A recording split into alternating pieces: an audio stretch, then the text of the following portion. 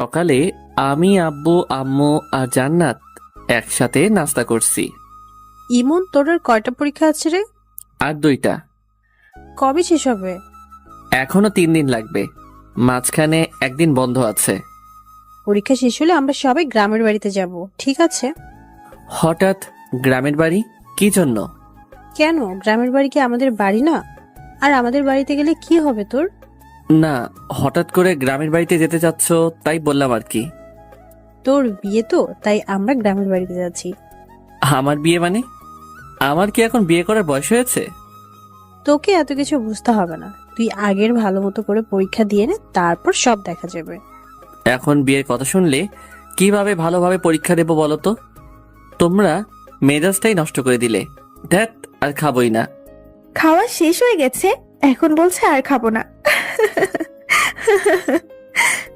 এই পেতনি, চোখের সামনে থেকে সর বলছি। নাস্তা না শেষ করে রুমে চলে আসলাম, এখন বিয়ের কথা শুনে মেজাজটাই নষ্ট হয়ে গেল। ও, আপনাদের তো পরিচয়টাই দেওয়া হয়নি। আমি ইমন, অনার্স 2য় বর্ষে পড়ি। আব্বু নিজস্ব ব্যবসা সামলায়, আম্মু গৃহিণী বাড়িতে থাকে, আর ছোট বোন জান্নাত এইবার ইন্টার ফার্স্ট ইয়ারে পড়ে। একটু পড়াশোনা করে পরীক্ষা দেওয়ার উদ্দেশ্যে বের হলাম। পরীক্ষা শেষ হলো, তারপর আমরা সবাই একসাথে আড্ডা দিতে লাগলাম। দোস্ত, আমার না বিয়ে ঠিক করছে। বলিস কি? কার সাথে তোর বিয়ে হচ্ছে? জানি না রে, আম্মু বললো আর কি। তা দোষ, ইনভাইট করবি না? আরে রাখ তোদের ইনভাইট, আমার কি এখন বিয়ে করার বয়স হয়েছে? বিয়ের বয়স হয়নি, এতদিনে বিয়ে দিয়ে দিলে তো 2-3টা বাচ্চার বাবা হয়ে যেতি। তুই আসলেই একটু বেশি কথা বলিস। এভাবে বন্ধুদের সাথে কিছুক্ষণ আড্ডা দেওয়ার পর বাড়ি চলে আসলাম। কলিং বেল দিতেই আম্মু এসে দরজা খুলে দিল। তাড়াতাড়ি গোসল করায়, খাবার টেবিলে অপেক্ষা করছি। ঠিক আছে। তারপর আমি শাওয়ার নিলাম। কিছুক্ষণ পর নিচে এসে লাঞ্চ করতে লাগলাম। আব্বু আসে নাই। না, আজকে আসলো না, আজকে নাকি কাজের চাপ আছে, তাই ওখানেই লাঞ্চ করে নিয়েছে। ও আচ্ছা। তারপর লাঞ্চ শেষ করে রুমে এসে বই নিয়ে পড়তে বসলাম। বিকেল পর্যন্ত পড়লাম, তারপরে বাইরে আড্ডা দিতে গেলাম। বাজারে গিয়ে দেখি সামি, হাসিব, আশিক ওরা সবাই চলে এসেছে। কি খবর মামা, আজকে তো দেরি করলি যে? পড়ছিলাম, একটু দেরি হয়ে গেল। এত পড়ে কি হবে রে? ইমন কি তোদের মতো নাকি? ও পড়াশোনা নিয়ে ব্যস্ত। এইভাবে রাত 8টা পর্যন্ত আমরা আড্ডা দিলাম, ক্যারাম খেললাম, সিগারেট খেলাম। তারপর বাসায় চলে আসলাম, ফ্রেশ হয়ে নিলাম। একটু পরেই আব্বু আসলো, সবাই একসাথে ডিনার করে নিলাম। রুমে গিয়ে পড়তে বসলাম। একটু পড়াশোনা করে আর ভালো লাগছে না, তারপরে ফেসবুকে ঢুকলাম, একটু ঘোরাঘুরি করে ঘুমিয়ে পড়লাম। এভাবে 2টা দিন কেটে গেল। আমার পরীক্ষা শেষ। আম্মু এখন বলছে আমাকে নাকি গ্রামের বাড়ি যেতে হবে বিয়ে করতে। এ তো এক মহা ঝামেলায় পড়লাম। আম্মু, এখন বিয়ে না করলে হয় না? না, হয় না, তোকে বিয়ে করতে হবে। আম্মু প্লিজ, এখন জোর করো না, এখন আমি বিয়ে করতে পারবো না। এত বেশি কথা বলিস কেন? তোর বাবা বিয়ে ঠিক করেছে, বিয়ে তোকে করতে হবে। তাড়াতাড়ি রেডি হয়ে নে, গ্রামের বাড়িতে যা। তারপর আম্মু আব্বু আমাকে একরকম জোর করে গ্রামের বাড়িতে নিয়ে যাওয়ার জন্য রাজি করালো। রাজশাহী শহর থেকে আমাদের গ্রামে যেতে প্রায় 3 ঘন্টার মতো সময় লাগে। আমরা ট্রেনে করে গ্রামের বাড়িতে যাচ্ছি। আমার মনটা একদম খারাপ। আমাকে জোর করে বিয়ে দিয়ে দিচ্ছে, একেবারে বাল্যবিবাহ। 4 ঘন্টা পর আমরা আমাদের গ্রামে পৌঁছালাম। অনেকদিন পর গ্রামে আসছি। পড়াশোনার জন্য গ্রামে তেমন আশাই হয় না। গ্রামের পরিবেশ আমার খুব ভালো লাগে। চাচা আমাদের জন্য গাড়ি পাঠিয়ে দিয়েছে। 30 মিনিটের রাস্তা পেরোনোর পরেই আমরা চাচার বাড়িতে পৌঁছে গেলাম, মানে আমাদের বাড়িতেই। দেখলাম আমাদের গ্রামের বাড়িটা খুব সুন্দর করে সাজানো হয়েছে। আমি তো কিছুই বুঝতে পারলাম না। আমি আম্মু আব্বুর পেছনে পেছনে ভিতরে ঢুকলাম। আমার দিকে সবাই এভাবে তাকিয়ে আছে কেন? আর বাড়ি ভর্তি এত আত্মীয় স্বজন কেন এসেছে? আমি আম্মুকে ডাক দিলাম, এসব কি হচ্ছে? আমি তো কিছুই বুঝতে পারছি না। কি বুঝবি তুই? তোমরা আমাকে তো জোর করে বিয়ে দেওয়ার জন্য নিয়ে আসলে, তাহলে চাচার বাড়িতে এত সব আয়োজন কিসের? আমি তো কিছুই বুঝতে পারছি না। নীলার সাথে তোর বিয়ে ঠিক হয়েছে, আম্মু, মজা করো না তো। কার সঙ্গে বিয়ে ঠিক হয়েছে বলো তো তুমি? তো চাচার মেয়ে নীলার সাথে তোর বিয়ে ফাইনাল। না, এ হতে পারে না। ওর মতো একটা পিচ্চি মেয়েকে আমি বিয়ে করতে পারবো না। আর ও তো আমার চাচাতো বোন হয়, ওর সাথে কি আমার বিয়ে হয় নাকি? তোকে এত কথা বলা লাগবে না, আগামীকালকে তোদের বিয়ে। এখন তুই প্রস্তুত হয়ে নে। আম্মু, তোমরা না আমার নিজের লোক, তোমরা আমার সাথে এরকম করতে পারলে? শোন, যেটা ভালো হয় সেটাই আমরা করছি। নীলা খুব ভালো মেয়ে, ওকে বিয়ে করলে তুই সুখে থাকতে পারবি। ওর মতো একটা পিচ্চি মেয়েকে আমি কোনো মতেই বিয়ে করতে পারবো না। তোমরা যা ইচ্ছা করো, আমি চলে গেলাম শহরে। এই শোন, আমরা পাকা কথা দিয়ে ফেলেছি, আর তুই এখন শহরে যাবি মানে? তোর বাবা জানতে পারলে আস্ত রাখবে না। আর এত কিছুর আয়োজন দেখছিস, এখন কি বিয়ে কোনোভাবে ভেঙে দেওয়া যায় নাকি? তোকে বিয়ে করতে হবে। তারপর আম্মু আব্বুকে ডাক দিল। আব্বু আর আম্মু একসাথে আমাকে প্যারা দিতে লাগলো। আমাকে কোনো কথা বলার সুযোগই দিল না। আমাকে রেখে আম্মু আর আব্বু চলে গেল। এদিকে চাচার বাড়িতে অনেক মানুষ আমাকে দেখতে আসছে, মনে হয় কখনো দেখেনি। আমি চুপচাপ বসে আছি। একের পর এক রুমের ভিতরে আসতেই আছে। একটু পর নীলা ও তার সাথে কয়েকটা মেয়ে রুমের ভেতরে আসলো। কেমন আছো তুমি? তোরা তো আমাকে ভালো থাকতে দিচ্ছিস না। ও মা, হবু বউয়ের সাথে কেউ তুই করে কথা বলে নাকি? আরে রাখ তোর বউ, আমি তোকে কখনো বিয়ে করতে পারবো না। ছি ছি, কি সব বাজে কথা বলছো তুমি? শোনো, এরা হলো আমার বান্ধবী, তোমার সাথে পরিচয় করিয়ে দেওয়ার জন্য নিয়ে আসলাম। আমি কি বলবো ভেবে পাচ্ছি না। এরা তো সবাই একদল পিচ্চি। নীলা সবেমাত্র এসএসসি পরীক্ষা দিয়েছে। এসব পিচ্চিদের সাথে আমার একদমই কথা বলতে ইচ্ছে করছে না। আমি ফোনটা বের করে টিপতে লাগলাম। একটু পরে আবার নীলা আসলো। ওগো শুনছো, ওয়াশরুমটা ওইদিকে, যাও গিয়ে শাওয়ার নিয়ে আসো। নাকি আমার কোনো হেল্প লাগবে? নীলা শোন, আমি তোর ভাই না? ভাইয়ের সাথে কেউ এরকম বলে নাকি? হ্যাঁ, তোর আর আমার কখন এসব হয় নাকি? দেখো, তুমি যদি আর একবার ভাই বোনের কথা বলো, তাহলে কিন্তু আমি শাশুড়ি আম্মাকে বিচার দেব। চুপ তুই। তোর মতো একটা পিচ্চি মেয়েকে আমি কখনো বিয়ে করতে পারবো না। চোখের সামনে থেকে সর বলছি। নীলা মুখ গোমরা করে চলে গেল। আমি কি করব ও মুখ গোমরা করলে? ওর সাথে আমার কখনো এরকম হয় নাকি? একটু পর আম্মু আসলে রুমে। এই, তুই নীলাকে কি বলেছিস? কই কিছু বলি নাই তো। বলেছে আম্মু, আমার সাথে খুব খারাপ ব্যবহার করেছে, এমনকি আমাকে মেরেছে। আরে আজব তো, আমি তোকে কখন মারলাম? আম্মু আমাকে বকাবকি করতে শুরু করলো। থাক আম্মু, ওকে আর কিছু বলো না, এরপর থেকে কিছু বললে তারপর বলবে। আচ্ছা ঠিক আছে নীলামা, তুই বলছিস তাই শুনলাম, না হলে ওকে আজ আমি মারতাম। আম্মু, তুমি ওর জন্য আমাকে মারবে? হ্যাঁ, মারবই তো। আম্মু, তুমি আমাকে বিশ্বাস পর্যন্ত করছো না। চুপ তুই, নীলা যা বলে তাই কর বলছি। আম্মু চলে গেল। নীলা শুধু চুপি চুপি হাসছে। এটা কি হলো? কিছুই হলো না, তুমি আমার কথা না শুনলে এরকমই হবে, ঠিক আছে? তুই আমার সাথে এরকম করবি? এইরকমই করব। এখন যাও বলছি, শাওয়ার নিয়ে আসো। যাব না। তোর বাপের কি? কি এত বড় কথা? আম্মু! আমি অমনি নীলার মুখটা চেপে ধরলাম। কি করছিস কি? আম্মুকে ডাকার কি দরকার? আমি আম্মুকে বলবো তুমি আমাকে আবার মারছো। তুই মিথ্যে কথা বলবি? কই মিথ্যা বলছি, আম্মুকে ডাকবো?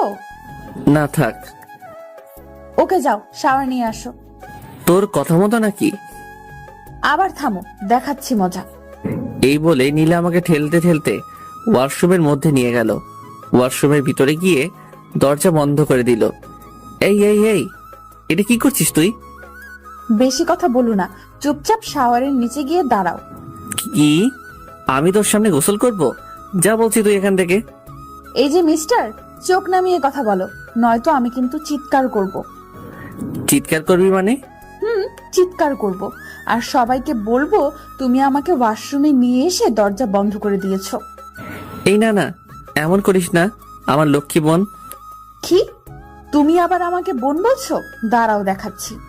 এই বলে নীলা আমার একেবারে কাছে এসে আমার গলা জড়িয়ে ধরলো। আমাকে একটা লিপ কিস দিয়ে পালিয়ে গেল। ওর মতো একটা মেয়ে আমাকে কিস করলো। ওকে তো কোনোভাবেই বিয়ে করা যাবে না, আমার জীবনটা একেবারে শেষ করে দেবে। তারপরে আমি শাওয়ার নিলাম। হায় রে, ওয়াশরুমে আমি তো কোনো কাপড় নিয়ে আসি নাই। এখন আমি কি করব? এই অবস্থায় আমি কিভাবে বাইরে যাব? ওয়াশরুমের দরজা খুলে একটু মুখ বাড়াতেই দেখলাম নীলা বিছানার উপর বসে আছে। ওই নীলা, আমি না ওয়াশরুমের ভেতরে কিছুই নিয়ে আসি নাই। ব্যাগ থেকে আমার কিছু কাপড় দে না প্লিজ। এইভাবে বললে হবে না, মিষ্টি করে বলো, তারপরে আমি দিয়ে যাচ্ছি। মিষ্টি করে কিভাবে বলবো? তুমি বলো, ওগো শুনছো, ব্যাগ থেকে আমার কিছু কাপড় দিয়ে যাও না। কি আর করব, নীলার কথা শোনা ছাড়া আমার তো আর কোনো উপায় নেই। ওগো বউ শুনছো, ব্যাগ থেকে আমার কিছু কাপড় দিয়ে যাও না। নীলা হাসতে হাসতে কাপড় নিয়ে আমার সামনে এসে দাঁড়ালো। আর কোনো হেল্প লাগবে নাকি? মানে? না, চেঞ্জ করার। আমি অমনি দরজা আটকে দিলাম। ওর মতো একটা পিচ্চি মেয়ের সাথে আমি কিভাবে সারা জীবন কাটাবো? তারপরে চেঞ্জ করে রুমের ভিতরে আসলাম। দেখলাম নীলা সোফায় বসে আছে। কি তোর সমস্যা কি? তুই সব সময় এখানে কি করছিস? তুমি আমার সাথে ভালোভাবে কথা বলবে কিন্তু, না হলে। না হলে? না হলে কি করবি তুই? তোর মতো একটা পিচ্চি মেয়ে আমাকে শুধু বিরক্ত করতে জানিস। ওকে, আর বিরক্ত করব না, এখন শুধু ভালোবাসবো। এই বলে নীলা আমার কাছে আসতে থাকলো। আমি আস্তে আস্তে পেছনে সরে যাচ্ছি। সরতে সরতে দেওয়ালের সাথে আটকে গেলাম। এই পিচ্চি, একদম কাছে আসবি তো বলছি। নীলা আস্তে আস্তে আমার একেবারে কাছে চলে আসলো। ভয় করছো কেন? কালই তো আমাদের বিয়ে, তারপর তো সব ঠিক হয়ে যাবে, তাই না? তুই সর বলছি। ওকে চলো, নিচে সবাই লাঞ্চ করার জন্য অপেক্ষা করছে। তুই যা, আমি তোর সাথে যাব না। বেশি কথা বলো না, একসাথে চলো বলছি, না হলে কিন্তু আবার কাছে আসবো। না না, কাছে আসিস না, চল তোর সাথে যাব। তারপর আমি নিচে গিয়ে লাঞ্চ করার জন্য একটা চেয়ারে গিয়ে বসলাম। সবাই আমাদের দিকে তাকিয়ে আছে। আমাদের বলতে আমার আর নীলার দিকে সবাই হা করে তাকিয়ে আছে। নীলার আম্মু মানে চাচি বলল, নীলা তুই জামাইয়ের পাশে গিয়ে বস। আমি তো একদম অবাক, চাচি আমাকে আগেই জামাই বলছে। না কোনো পাগলের পাল্লায় পড়লাম রে, যে কিছুই বুঝতে পারছি না। এদিকে নীলা আমার পাশের চেয়ারে বসে আমাকে শুধু বিরক্ত করে যাচ্ছে, পা দিয়ে শুধু আমার পায়ে টোকা দিচ্ছে। আমি তাড়াতাড়ি লাঞ্চ শেষ করে রুমে এসে দরজা বন্ধ করে দিলাম, যাতে পিচিটা আমাকে বিরক্ত করতে না পারে। আমি ফোনটা বের করে স্বামীকে একটা ফোন দিলাম। মামা কি খবর, কি করছিস? আর বলিস না, এখানে আমার একদম ভালো লাগছে না। কবে যে বাসায় আসবো রে। কেন ভালো লাগছে না কেন? এখানে সব পিচিদের পাল্লায় পড়েছি, আমার একদমই ভালো লাগছে না। আচ্ছা মামা, তাহলে থাক, আমরা সবাই এখন ব্যস্ত আছি, পরে কথা হবে। কিসের ব্যস্ত? আরে তোদের বাড়িটা সুন্দর করে সাজিয়ে দিচ্ছি মামা, আসল ঘরটা এমন করে সাজিয়েছি না, খেলা হবে। রাখ তোর খেলা। তারপরে ফোনটা কেটে দিলাম। ফেসবুকে ঢুকে অযথাই ঘোরাঘুরি করলাম, কিছুই যে ভালো লাগছে না। এদিকে তো ফেসবুকে শুধু মেসেজ আসতেই আছে, সবাই উইশ করছে, বিয়ের উইশ। আমি বুঝতে পারলাম না এত বন্ধু বান্ধব ফেসবুকে, এরা আমার বিয়ের কথা জানলো কিভাবে। তারপরে দেখলাম আশিক আমার বিয়ে নিয়ে ফেসবুকে একটা পোস্ট করেছে। মেজাজটাই তো গরম হয়ে গেল। তারপরে বিকেল হয়ে আসলো। এদিকে নীলা এসে বারবার আমাকে বিরক্ত করছে। একটু পরপরই আমার রুমে আসছে, এটা সেটা বলছে। ওর বান্ধবীরা আমাকে নিয়ে হাসাহাসি করছে। আমি বুঝতে পারলাম না ওদের মতো এক একটা পিচ্চিদের সাহস কিভাবে হয় আমাকে নিয়ে হাসাহাসি করার। আমি কিছুই বললাম না, কারণ এখানে অনেক আত্মীয় স্বজন আছে। ওরা যদি জানতে পারে তাহলে কি বলবে। তারপরে রাত হয়ে আসলো, বিয়েটা তাহলে হয়ে যাচ্ছে, আমি কিছু করতে পারছি না। কি আজব, চাচাতো বোনের সাথে বিয়ে, ভাবতেই কেমন লজ্জা লাগছে। তাও একটা পিচ্চি মেয়ে, যে কিনা এবার এসএসসি দিল মাত্র। বাইরে সবাই অনেক আনন্দ করছে, গান বাজছে খুব জোরে। আমি রুমের মধ্যে বসে আছি, নিচে সবাই যে যার মতো ব্যস্ত। রুমের মধ্যে বসে মোবাইল টিপতেছি, এমন সময় নীলা আসলো। কি ব্যাপার মশাই, একা একা রুমের মধ্যে? নিচে চলেন, সবাই অনেক মজা করছে। তোর সমস্যা কি? আমি একা থাকলে? তুই যা, আমি যাব না। শোনো, তোমাকে অনেক বলেছি তুমি আমার সাথে ভালোভাবে কথা বলবে। বলবো না। কি করবি তুই? ওকে, দেখাচ্ছি কি করি। এই, না না না না। তাহলে নিচে চলো, আমার সাথে নাচবে। কি, তোর সাথে নাচবো? তাও আবার আমি? এত অবাক হয়ে লাভ নেই, যাবে কিনা সেটা তাড়াতাড়ি বলো। কখনই যাব না, তুই যা তো। ওকে, দেখাচ্ছি। এই শোন, আমার না এত জোরে আওয়াজ একদম পছন্দ না। জোরে সাউন্ড হলে আমার মাথায় সমস্যা হয়, তার জন্যই আমি নিজে যেতে চাচ্ছি না আর কি। সত্যি বলছো? হ্যাঁ, একদম সত্যি। ওকে, তাহলে নিচে যাওয়া লাগবে না, আমরা দুজন এখানে বসে গল্প করব। এই শোন, এখন দুজন একসাথে থাকলে মানুষ কি বলবে? হ্যাঁ, কে কি বললো সেটা দেখার বিষয় না, আমি আমার জামাইয়ের সাথে বসে গল্প করছি, তাতে মানুষের কি? তোর জামাই হতে আমার বয়েই গেছে। ফিসফিস করে কি বললে? কই কিছু না তো, কিছু বলি নাই। এইভাবে দুজন অনেকক্ষণ ধরে বসে গল্প করলাম। গল্প নয় তো, অনেকটা ঝগড়ার মতো। এই নীলা শোন, আমার না এখন ঘুম পাচ্ছে, অনেক রাত হয়ে গেছে। তুই এখন যা, আমি ঘুমাবো। আর একটু থাকি না, কেন? তোমার সাথে কথা বলতে খুব ভালো লাগে। আচ্ছা, অনেক কথা বলেছিস, এখন যা, আমি ঘুমাবো। নীলা আমাকে একটা কিস করে চলে গেল। আমি এই পিচিটার জ্বালায় আস্তে আস্তে শেষ হয়ে যাচ্ছি। কি করেছে এই পিচির হাত থেকে রেহাই পাবো বুঝতে পারছি না। সকালে আম্মুর ডাকে ঘুমটা ভাঙলো। দেখলাম আম্মু আর জান্নাত এসেছে আমার রুমে। কখন উঠবে? আজ না তোর বিয়ে? বিয়ে হয়েছে তো কি হয়েছে, এত সকালে কেউ ঘুম থেকে ওঠে নাকি? এখানে কত মানুষ, তুই যদি এত দেরি করে ঘুম থেকে উঠিস তাহলে সবাই কি বলবে? তোকে নিয়ে হাসাহাসি করবে যে। আচ্ছা যাও, উঠছি। তারপর আমি উঠে ফ্রেশ হয়ে নিলাম। একটু পর আবার সেই প্যারার আগমন রুমে। শুভ সকাল। অশুভ সকাল? অশুভ মানে? তোকে এত বুঝতে হবে না। তুমি আমার সাথে এভাবে কেন কথা বলো? তোর মতো একটা পিচির সাথে কিভাবে কথা বলবো শুনি? একটু মিষ্টি করে কথা বলা যায় না? সবার সাথে যেভাবে কথা বলো আমার সাথে সেইভাবে কথা বলবে। কি দরকার? আচ্ছা, আম্মুকে ডাকি। কথায় কথায় এভাবে ভয় দেখানো কিন্তু ঠিক না। আমি তোর চেয়ে অনেক বড়, আমার সাথে ভালোভাবে কথা বলবি। আমি তো ভালোভাবে কথা বলতে চাই, তুমি তো আমার সাথে ভালোভাবে কথা বলো না। তুমি আমার সাথে ভালোভাবে কথা বললে আমি আমার আম্মুর ভয় দেখাবো না। ঠিক আছে। এখন চলো, ব্রেকফাস্ট করবে। তোর সাথে ব্রেকফাস্ট করব না, তুই কালকে আমাকে অনেক জ্বালিয়েছিস। আচ্ছা, আজকে একটুও জ্বালাবো না, চলো তুমি। সত্যি তো? হ্যাঁ সত্যি, চলো। তারপর ব্রেকফাস্ট করে নিলাম। রুমের মধ্যে বসে আছি, ছাদে যাচ্ছি, ফোন টিপছি। এভাবে দুপুর হয়ে আসলো। বিয়ের আয়োজন শুরু হয়ে গেল। আমি একটা সাদা পাঞ্জাবি পরেছি, একেবারে বুড়া বুড়া লাগছে। সাদা পাঞ্জাবি আমি আগে কখনো পরি নাই। আজকে আম্মু অনেক জোরাজোরি করলো তাই পরলাম। আর বিয়েতে নাকি সাদা কাপড় পরতে হয়। একটু পরে কাজী সাহেব বিয়ে পড়াতে শুরু করলো। আমি চুপচাপ বসে আছি, সবাই ছবি তোলা নিয়ে ব্যস্ত। এদিকে শহর থেকে আমার বন্ধু বান্ধব এবং আব্বুর অনেক বন্ধু বান্ধব, অনেকেই আমার বিয়েতে। বিয়ের কার্যক্রম একেবারে শেষ, এখন বাড়িতে যাওয়ার পালা। চাচা চাচি নীলাকে আমার হাতে তুলে দিল। তারা অনেক কান্নাকাটি করছে, নীলাও অনেক কান্নাকাটি করছে। আমার তো একটু একটু হাসি পাচ্ছে।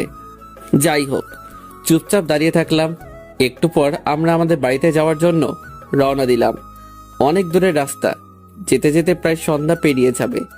নীলা আমার পাশের সিটে বসে আছে, একটু পর পর আমার দিকে তাকাচ্ছে আর হাসছে। আমি তো পিচিটার কাহিনী দেখে একেবারে অবাক, কখনো কাঁদছে কখনো হাসছে, কিছুই বুঝতে পারছি না। কিছু দূর যাওয়ার পরে নীলা আমার কাঁধে মাথা রেখে ঘুমিয়ে পড়ল। এই প্রথম নীলার মুখের দিকে ভালো করে তাকাইলাম। বাহ, পিচিটাকে দেখতে কিন্তু খুব সুন্দর লাগছে, একেবারে বউ বউ লাগছে। এই, আমি কি সব ভাবছি? নীলার মতো একটা পিচি মেয়েকে নিয়ে, ওকে তো আমি কোনোদিনও বউ হিসেবে মেনে নিব না।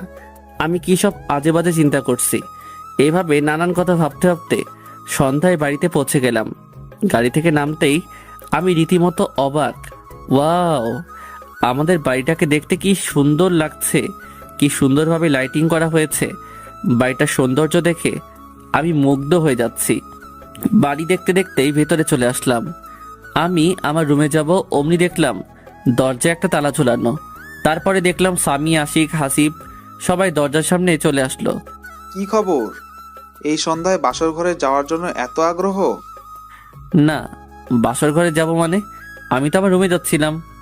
বুঝেছি ভাই, আমাদের আর বোঝাতে হবে না, আর একটু ধৈর্য ধরে অপেক্ষা কর ভাই। আমি কোনো কথা না বলে পাশের রুমে ফ্রেশ হতে চলে গেলাম। আম্মু এসে আমাকে আরেকটা পাঞ্জাবি দিল, বলল তুই এই পাঞ্জাবিটা পর। আম্মু, সাদা কালারের পাঞ্জাবি পরতে একদম ভালো লাগে না। আমি এখন পাঞ্জাবি পরবো কেন? আমি এখন টি শার্ট পরবো। বাসুরাতে কেউ টি শার্ট পরে নাকি? আচ্ছা তুই থাম, আমি সাদাটা চেঞ্জ করে অন্য একটা কালারের পাঞ্জাবি নিয়ে আসছি। আচ্ছা ঠিক আছে। ফ্রেশ হয়ে বন্ধুদের সাথে আড্ডা দিতে লাগলাম। সবাই মিলে অনেক মজা করছি। সবাই তো শুধু বাসর ঘর করছে। আমার তো শুনতে একদমই ভালো লাগছে না। রাত 11টা বেজে গেল। আম্মু আব্বু এসে আমাকে বকাবকি করতে শুরু করে দিল। তোর বুদ্ধি বলতে কিছুই নেই। এখন রাত 11টা বেজে গেছে আর তুই এখনো বসে আছিস? যা তাড়াতাড়ি রুমে যা। মাথা নিচু করে চুপচাপ রুমে যাচ্ছি। দরজার সামনে যেতেই স্বামী আমার কাছে আসলো। মামা, বালিশের নিচে রাখা আছে। তোর শালা শত সামনে থেকে। তারপর আমি দরজা খুলতেই পুরোপুরি অবাক হয়ে গেলাম। রুমটা এত সুন্দর করে সাজানো আমি কিছুতেই বোঝাতে পারবো না। আমি এদিকে ওদিকে ঘুরে রুমটা দেখতে লাগলাম। বিছানাটাও খুব সুন্দর করে সাজানো। চোখ পড়লো নীলার দিকে। দেখলাম বিছানার মাঝখানে ঘোমটা দিয়ে বসে আছে। আমি সোফায় গিয়ে বসে পড়লাম। এই, তুমি সোফায় কেন বসলে? তোর মাথায় বসবো নাকি? বাসর রাতে কেউ কারো মাথায় বসে না। তুমি আমার সামনে এসে বসো। তোর সামনে আমি বসবো না। এটা কিন্তু বাড়াবাড়ি হয়ে যাচ্ছে। কাছে আসো বলছি। শোন, তোর মতো একটা পিচ্চি মেয়েকে আমি বউ হিসেবে কখনোই মেনে নেব না। কেন, আমার দোষ কি? কি করেছি আমি? জানি না কি তোর দোষ, কিন্তু তোর মতো একটা পিচ্চি মেয়েকে আমি আমার বউ করে নিতে পারবো না। কেন আমাকে বউ হিসেবে মেনে নিবে না? তাহলে কেন আমাকে বিয়ে করলে? আব্বু আম্মুর জোরাজোরিতে তোকে বিয়ে করেছি, না হলে কখনোই তোর মতো পিচ্চিকে আমি বিয়ে করতাম না। বিয়েটা কি একটা ছেলে খেলা পেয়েছো নাকি, যে তুমি তোমার আব্বু আম্মুর জোরাজোরিতেই আমাকে বিয়ে করবে আর আমার জীবনটা নষ্ট করে দেবে? তোর জীবন নষ্ট করতে চাইনি। বিয়ে করেছো আর এখন বলছো বউ হিসেবে মানি না? দেখাচ্ছি তোমায়। নীলা বিছানা থেকে নেমে আমার কাছে আসছে। দেখ পিচ্চি, একদম আমার কাছে আসার চেষ্টা করবি না, না হলে কিন্তু খবর আছে। কি করবে তুমি শুনি? মারবো তোকে। আম্মু, আম্মু, তোমার ছেলে আমাকে মারছে। এই পিচ্চি, চিৎকার করছিস কেন? আমি তোকে কখন মারলাম? মারতে চেয়েছো তো নাকি? মারতে চেয়েছি কিন্তু মারি নাই তো। আচ্ছা তোকে মারবো না, এখন আমি ঘুমাবো। আর একটা কথাও বলবি না। ওই বাসর রাতে কেউ ঘুমায় নাকি? আর তুমি বিছানায় চলো। সোফায় কেন বসে আছো? তোর কাছে আমি যাব না, আমার থেকে দূরে থাকবি। কি দূরে থাকবো? দাঁড়াও দেখাচ্ছি। এই বলে নীলা আমার কোলে এসে বসলো। এই পিচ্চি, কি করছিসটা কি? ওঠ বলছি। উঠবো না, আর তুমি এত কথা বলবে না, না হলে কিন্তু আমি চিৎকারও করব, তখন বুঝবে কি হয়। না, চিৎকার করিস না। তারপরে নীলা আমার হাত ধরে আমাকে বিছানায় নিয়ে গেল। তোর সঙ্গে একসাথে ঘুমাতে পারবো না। ঘুমাতে কে বলছে? তাহলে দেখবে। কি দেখবো? এই বলে নীলা আমাকে ধাক্কা দিয়ে বিছানায় ফেলে দিল। তারপরে আমার বুকের উপরে উঠে গলা জড়িয়ে ঠোঁটে ঠোঁট লাগিয়ে দিল। নীলা আমার বুকের উপরে থাকায় আমি কিছুতেই ওকে নামাতে পারছি না, আর এদিকে কিছু বলতেও পারছি না, কারণ চার ঠোঁট একসাথে বন্দী হয়ে আছে। অনেকক্ষণ পর নীলা আমাকে ছাড়লো। দুজনেই অনেক হাঁপাচ্ছি, কেউ কোনো কথা বলতে পারছি না। একটু পরে নীলা আমার বুকের উপর মাথা রেখে শুয়ে পড়লো। এই পিচ্চি, তোকে অনেকক্ষণ থেকে সহ্য করছি, এখন আমার উপর থেকে নাম বলছি। শোনো, তুমি বেশি কথা বলবে না বলছি, না হলে কিন্তু আমি আম্মুর কাছে বিচার দিব, আর তারপরে কি হবে তুমি ভালোভাবেই বুঝতে পারছো। আমি আর কোনো কথা বললাম না, কারণ কথা বলার কোনো রাস্তা নেই। সব রাস্তা এই পিচি শয়তানি আটকে দিয়েছে। আমি শুধু ভাবছি এই পিচির হাত থেকে কিভাবে রেহাই পাবো। আল্লাহ, তুমি আমাকে এর হাত থেকে বাঁচাও। আমি আর পারছি না, এইটুকু একটা মেয়েকে কিভাবে নিজের বউ করে নেব বুঝতে পারছি না, তাও আমার চাচাতো বোন। মেনে নেওয়া একেবারে অসম্ভব। এই নীলা, এবার আমার উপর থেকে নাম, নেমে ঘুমা, অনেক রাত হয়েছে। বাসর রাতে কেউ ঘুমায় না। ওকে, আমার উপর থেকে নাম, আমার অনেক ভারী লাগছে তো। তারপরে নীলা আমার উপর থেকে নামলো, কিন্তু ছাড়লো না, মানে পাশ কাটিয়ে আমাকে জড়িয়ে ধরে আছে। দেখ নীলা, অনেক জার্নি করেছি, আমার ভীষণ টায়ার্ড লাগছে, আমাকে ঘুমাতে হবে, না হলে অসুস্থ হয়ে পড়বো। আরো অনেক কিছু বাকি আছে। আর তুমি এখনই ঘুমাবে? মানে? মানে বোঝো না? তুমি তো অনেক বড়, আমাকে পিচ্ছি বলো, আর তুমি বোঝো না? আমি এইটুকু মেয়ের কথা শুনে একেবারে অবাক হয়ে যাচ্ছি। নীলা দেখ, জোর করে ভালোবাসা পাওয়া যায় না। আমি জোর করে আমার স্বামীর ভালোবাসা আদায় করে নেব। আমি পাশ কাটিয়ে অন্যদিকে ঘুরলাম। নীলা আমাকে পেছন থেকে জড়িয়ে ধরছে।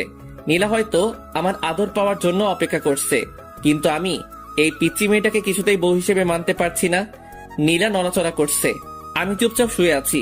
একটু পর পর আমাকে ছাড়ছে, আবার জড়িয়ে ধরছে। অনেকক্ষণ পর লক্ষ্য করলাম নীলা আর নড়ছে না, হয়তো ঘুমিয়ে পড়েছে। আমিও এটা সেটা ভাবতে ভাবতে ঘুমিয়ে পড়লাম। সকালে ঘুম থেকে উঠে আমি নীলাকে দেখে চমকে উঠলাম। কি যে বলবো বুঝতে পারছি না। নীলার শাড়ি একেবারে এলোমেলো হয়ে আছে।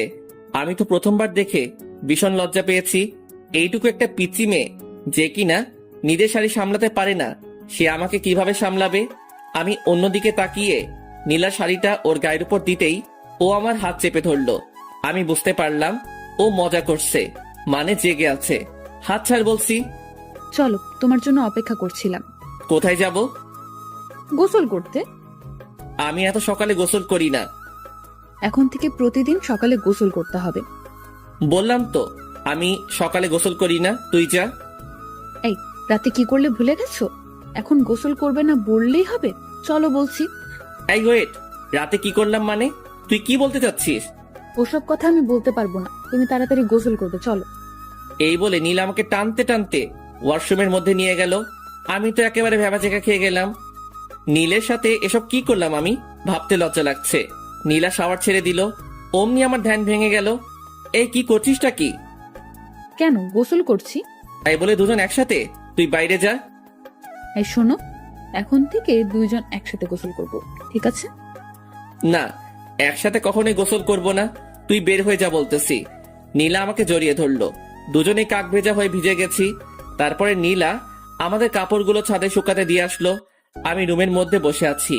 একটু পর নীলা আসলো, এসে চিরুনি করতে লাগলো। নীলা একটু পর পর আমার দিকে তাকাচ্ছে আর হাসছে। আমি তো শুধু রাতের কথাই ভাবতেছি, কি করলাম এগুলা। জান্নাত রুমের মধ্যে আসলো। ভাইয়া, তোমরা নিচে চলো, ব্রেকফাস্ট করার জন্য সবাই বসে আছে। তারপরে আমরা তিনজন একসাথে নিচে গেলাম, গিয়ে ব্রেকফাস্ট করতে লাগলাম। আম্মু খাবার সার্ভ করে দিচ্ছে। বড় আম্মু, এগুলো আমাকে দাও, আমি সার্ভ করে দিচ্ছি। তুমি বরং বসে পড়ো, একসাথে খেয়ে নাও। এই পাগলি মেয়ে, এখন তো আমি তোর বড় আম্মু নই, এখন আমাকে শুধু আম্মু বলে। ঠিক আছে আম্মু, তুমি বসে পড়ো, আমি সার্ভ করছি। এই না, তুই তো অনেক ছোট, তুই এখন এগুলা করবি না, বড় হয়ে তারপরে করবি। ঠিক আছে আম্মু। তারপরে আমি ব্রেকফাস্ট শেষ করে ছাদে গেলাম। বসে বসে শুধু রাতের কথাই ভাবছি, কি বলতে কি করে ফেললাম। একটু পরে আশিক, হাসিব, সামি এরা ছাদে আসলো। কি খবর মামা, কেমন এনজয় করলি? খুব ভালো, তোরাও এবার একটা করে বিয়ে করে ফেল। করব সময় হলে ঠিকই করব। তাড়াতাড়ি। এভাবে বন্ধুদের সাথে অনেকক্ষণ আড্ডা দিলাম। একটু পর নীলার বাড়ির লোকজন আসবে। আব্বু আমাকে বাড়িতে থাকতে বলেছে। আশিক, হাসিব এরা সবাই নিচে চলে গেল, ওদের নাকি কিছু কাজ আছে। আমি ছাদে বসে আছি, রুমে যাচ্ছি না, কারণ রুমে গেলে নীলা দুষ্টামি করতে শুরু করবে। কিছুক্ষণ পর নীলা আমাকে খুঁজতে খুঁজতে ছাদে চলে আসলো। তুমি এখানে কি করছো? আর আমি তোমাকে সারা বাড়ি খুঁজে পাচ্ছি না। আমাকে কেন খুঁজছিস? না, এমনি। তুমি আমার কাছাকাছি না থাকলে আমার ভালো লাগে না। কিন্তু আমার তোর কাছে থাকতে একদম ভালো লাগে না, তাই তোর থেকে দূরে আছি। যা, এখন তুই নিচে যা, আমাকে আমার মতো থাকতে দে। শোনো, তুমি কিন্তু এরকম করলে আমি আম্মুর কাছে বিচার দিব। কি বারবার আম্মু আম্মু করে ভয় দেখাস? যা তো চোখের সামনে থেকে। নীলা ছাদ থেকে নিচে চলে গেল। একটু পর আম্মুকে ডেকে নিয়ে আসলো ছাদে। এই, তুই বৌমার সাথে ভালোভাবে কেন কথা বলি? কই, ভালোভাবেই তো কথা বলি। না আম্মু, আমার সাথে একদম ভালোভাবে কথা বলে না, আমাকে শুধু কথায় কথায় ধমক দেয়। এরপর থেকে যদি বৌমার সাথে এরকম ব্যবহার করিস তাহলে কিন্তু খবর আছে। তোর আব্বুর সাথে সবকিছু বলবো, তারপর বুঝবি। না আম্মু, এরপর থেকে আর ধমক দিয়ে কথা বলবো না। এবার থেকে ভালোভাবে কথা বলবো, ঠিক আছে? আচ্ছা ঠিক আছে, এরপর থেকে আর যেন এরকম কিছু না শুনি। আচ্ছা ঠিক আছে আম্মু। তারপরে আম্মু চলে গেল। নীলা মুচকি হাসছে। এই পিচ্ছি, আমাকে বারবার বকা খাওয়াতে তোর বুঝি ভালো লাগে? না, একদমই ভালো লাগে না। আমার প্রাণের স্বামী ছোট বাচ্চাদের মতো তার আম্মু আব্বুর কাছে বকা খায়, এগুলো আমার একদমই ভালো লাগে না। তাহলে কেন বারবার আম্মুর কাছে বিচার দিস? কারণ তুমি আমার সাথে ভালোভাবে কথা বলো না, আমার কথা একটাও শোনো না। আচ্ছা, এবার থেকে শুনবো। আর শোন, রাতের ওই বিষয়টার জন্য সরি। আসলে আমি ঘুমের মধ্যে কি করেছি বুঝতে পারি নাই। প্লিজ তুই কিছু মনে করিস না। কি হলো, হাসছিস কেন? তুমি তো রাতে কিছুই করনি, আমি এমনিতেই মজা করে ওগুলো বলেছিলাম। কি শয়তাননি, তুই আমার সাথে একদম এগুলো করবি না। আচ্ছা, এবার থেকে আর ওরকম করব না। চলো এবার নিচে চলো। নিচে যাচ্ছি। এমন সময় নীলা চিৎকার দিয়ে উঠলো। অমনি আম্মু আর জান্নাত চলে আসলো। কি হয়েছে, চিৎকার করলি কেন? আম্মু পায়ে মচকা লেগেছে। কি ব্যাপার ইমন, তুই থাকতে নীলার পায়ে মস্কা লাগলো কিভাবে? আজব তো, ওর পায়ে মচকা লাগলে সেটা আমি কিভাবে বলবো? আম্মু, আমি কিছুতেই হাঁটতে পারছি না, পায়ে খুব ব্যথা করছে। ইমন, তুই নীলাকে কোলে করে রুমে নিয়ে যা। কি? আমি কাউকে কোলে নিতে পারবো না। যেটা বলছি সেটা কর। কি আর করব? নীলাকে কোলে করে রুমে নিয়ে গেলাম। আম্মু ফ্রিজ থেকে বরফ দিয়ে গেল আর বলল নীলার পায়ে বরফ দিয়ে দিতে। আমি আম্মুর কথা মতো নীলার পায়ে বরফ দিয়ে দিলাম। নীলা শুধু আমার দিকে তাকিয়ে মুচকি হাসছে। হাসছিস কেন? আমি কোনো ব্যথা পাইনি, শুধু তোমার কোলে ওঠার জন্য এগুলো করলাম। কি? থাম, তোকে দেখাচ্ছি। এই বলে আমি নীলাকে বালিশ দিয়ে মারতে শুরু করলাম। নীলা দৌড়ে দৌড়ে পালাচ্ছে, আমিও ওর পিছু পিছু দৌড়াচ্ছি। তারপরে এই বলে আমি নীলাকে বালিশ দিয়ে মারতে শুরু করলাম। নীলা দৌড়ে দৌড়ে পালাচ্ছে, আমিও ওর পিছু পিছু দৌড়াচ্ছি। তারপরে নীলা হোঁচট খেয়ে মেঝেতে পড়ে গেল। ও মা গো, মরে গেলাম। তুই আবার আমাকে বোকা বানাচ্ছিস? থাম, তোকে দেখাচ্ছি। এই বলে আমি নীলাকে বালিশ দিয়ে মারতে শুরু করলাম। নীলা পায়ে হাত দিয়ে বসে আছে। শোনো, আমি সত্যিই বলছি, এবার আমার পায়ে খুব লেগেছে, খুব ব্যথা পাচ্ছি। কই দেখি তোর পা। দেখলাম নীলার পা অনেকটা ফুলে আছে। আমি বুঝতে পারলাম এবার ওর পায়ে সত্যি সত্যি লেগেছে। আমি নীলাকে উঠিয়ে বিছানায় শুইয়ে দিলাম। তারপর নীলার পায়ে বরফ লাগিয়ে দিলাম। একটু পর নীলার বাড়ির লোকজন আসলো। আমি আর নীলা সবার সাথে কথা বললাম। আম্মু বলল আমাকে নাকি আজকে নীলার বাড়িতে যেতে হবে, এটা নাকি নিয়ম। আমি অনেক অজুহাত দেখিয়ে না যাওয়ার চেষ্টা করলাম, কিন্তু আমাকে জোর করে পাঠিয়ে দিল। বিকেলের দিকে আমি নীলা আর জান্নাত রওনা দিলাম শ্বশুর বাড়িতে। পৌঁছাতে পৌঁছাতে রাত্রি হয়ে গেল। ওখানে পৌঁছে ফ্রেশ হয়ে ডিনার করে নিলাম। নীলার বাড়িতে এখনো অনেক আত্মীয় স্বজনরা আছে। এখানে এসে জামাই আদর ভালোই পেলাম। রাতে রুমে বসে আছি, এমন সময় নীলা আসলো। এই চলো না, দুজন ছাদে ঘুরে আসি। ভালো লাগছে না, তুই যা। তুমি সবসময় এরকম করো কেন? কি রকম করি? এই যে, আমার একটা কথাও শোনো না। এই রাত্রিবেলা কেউ ছাদে যায় নাকি? আচ্ছা, ছাদে যাওয়া লাগবে না, আমার কাছে আসো। তোর কাছে যাবো মানে?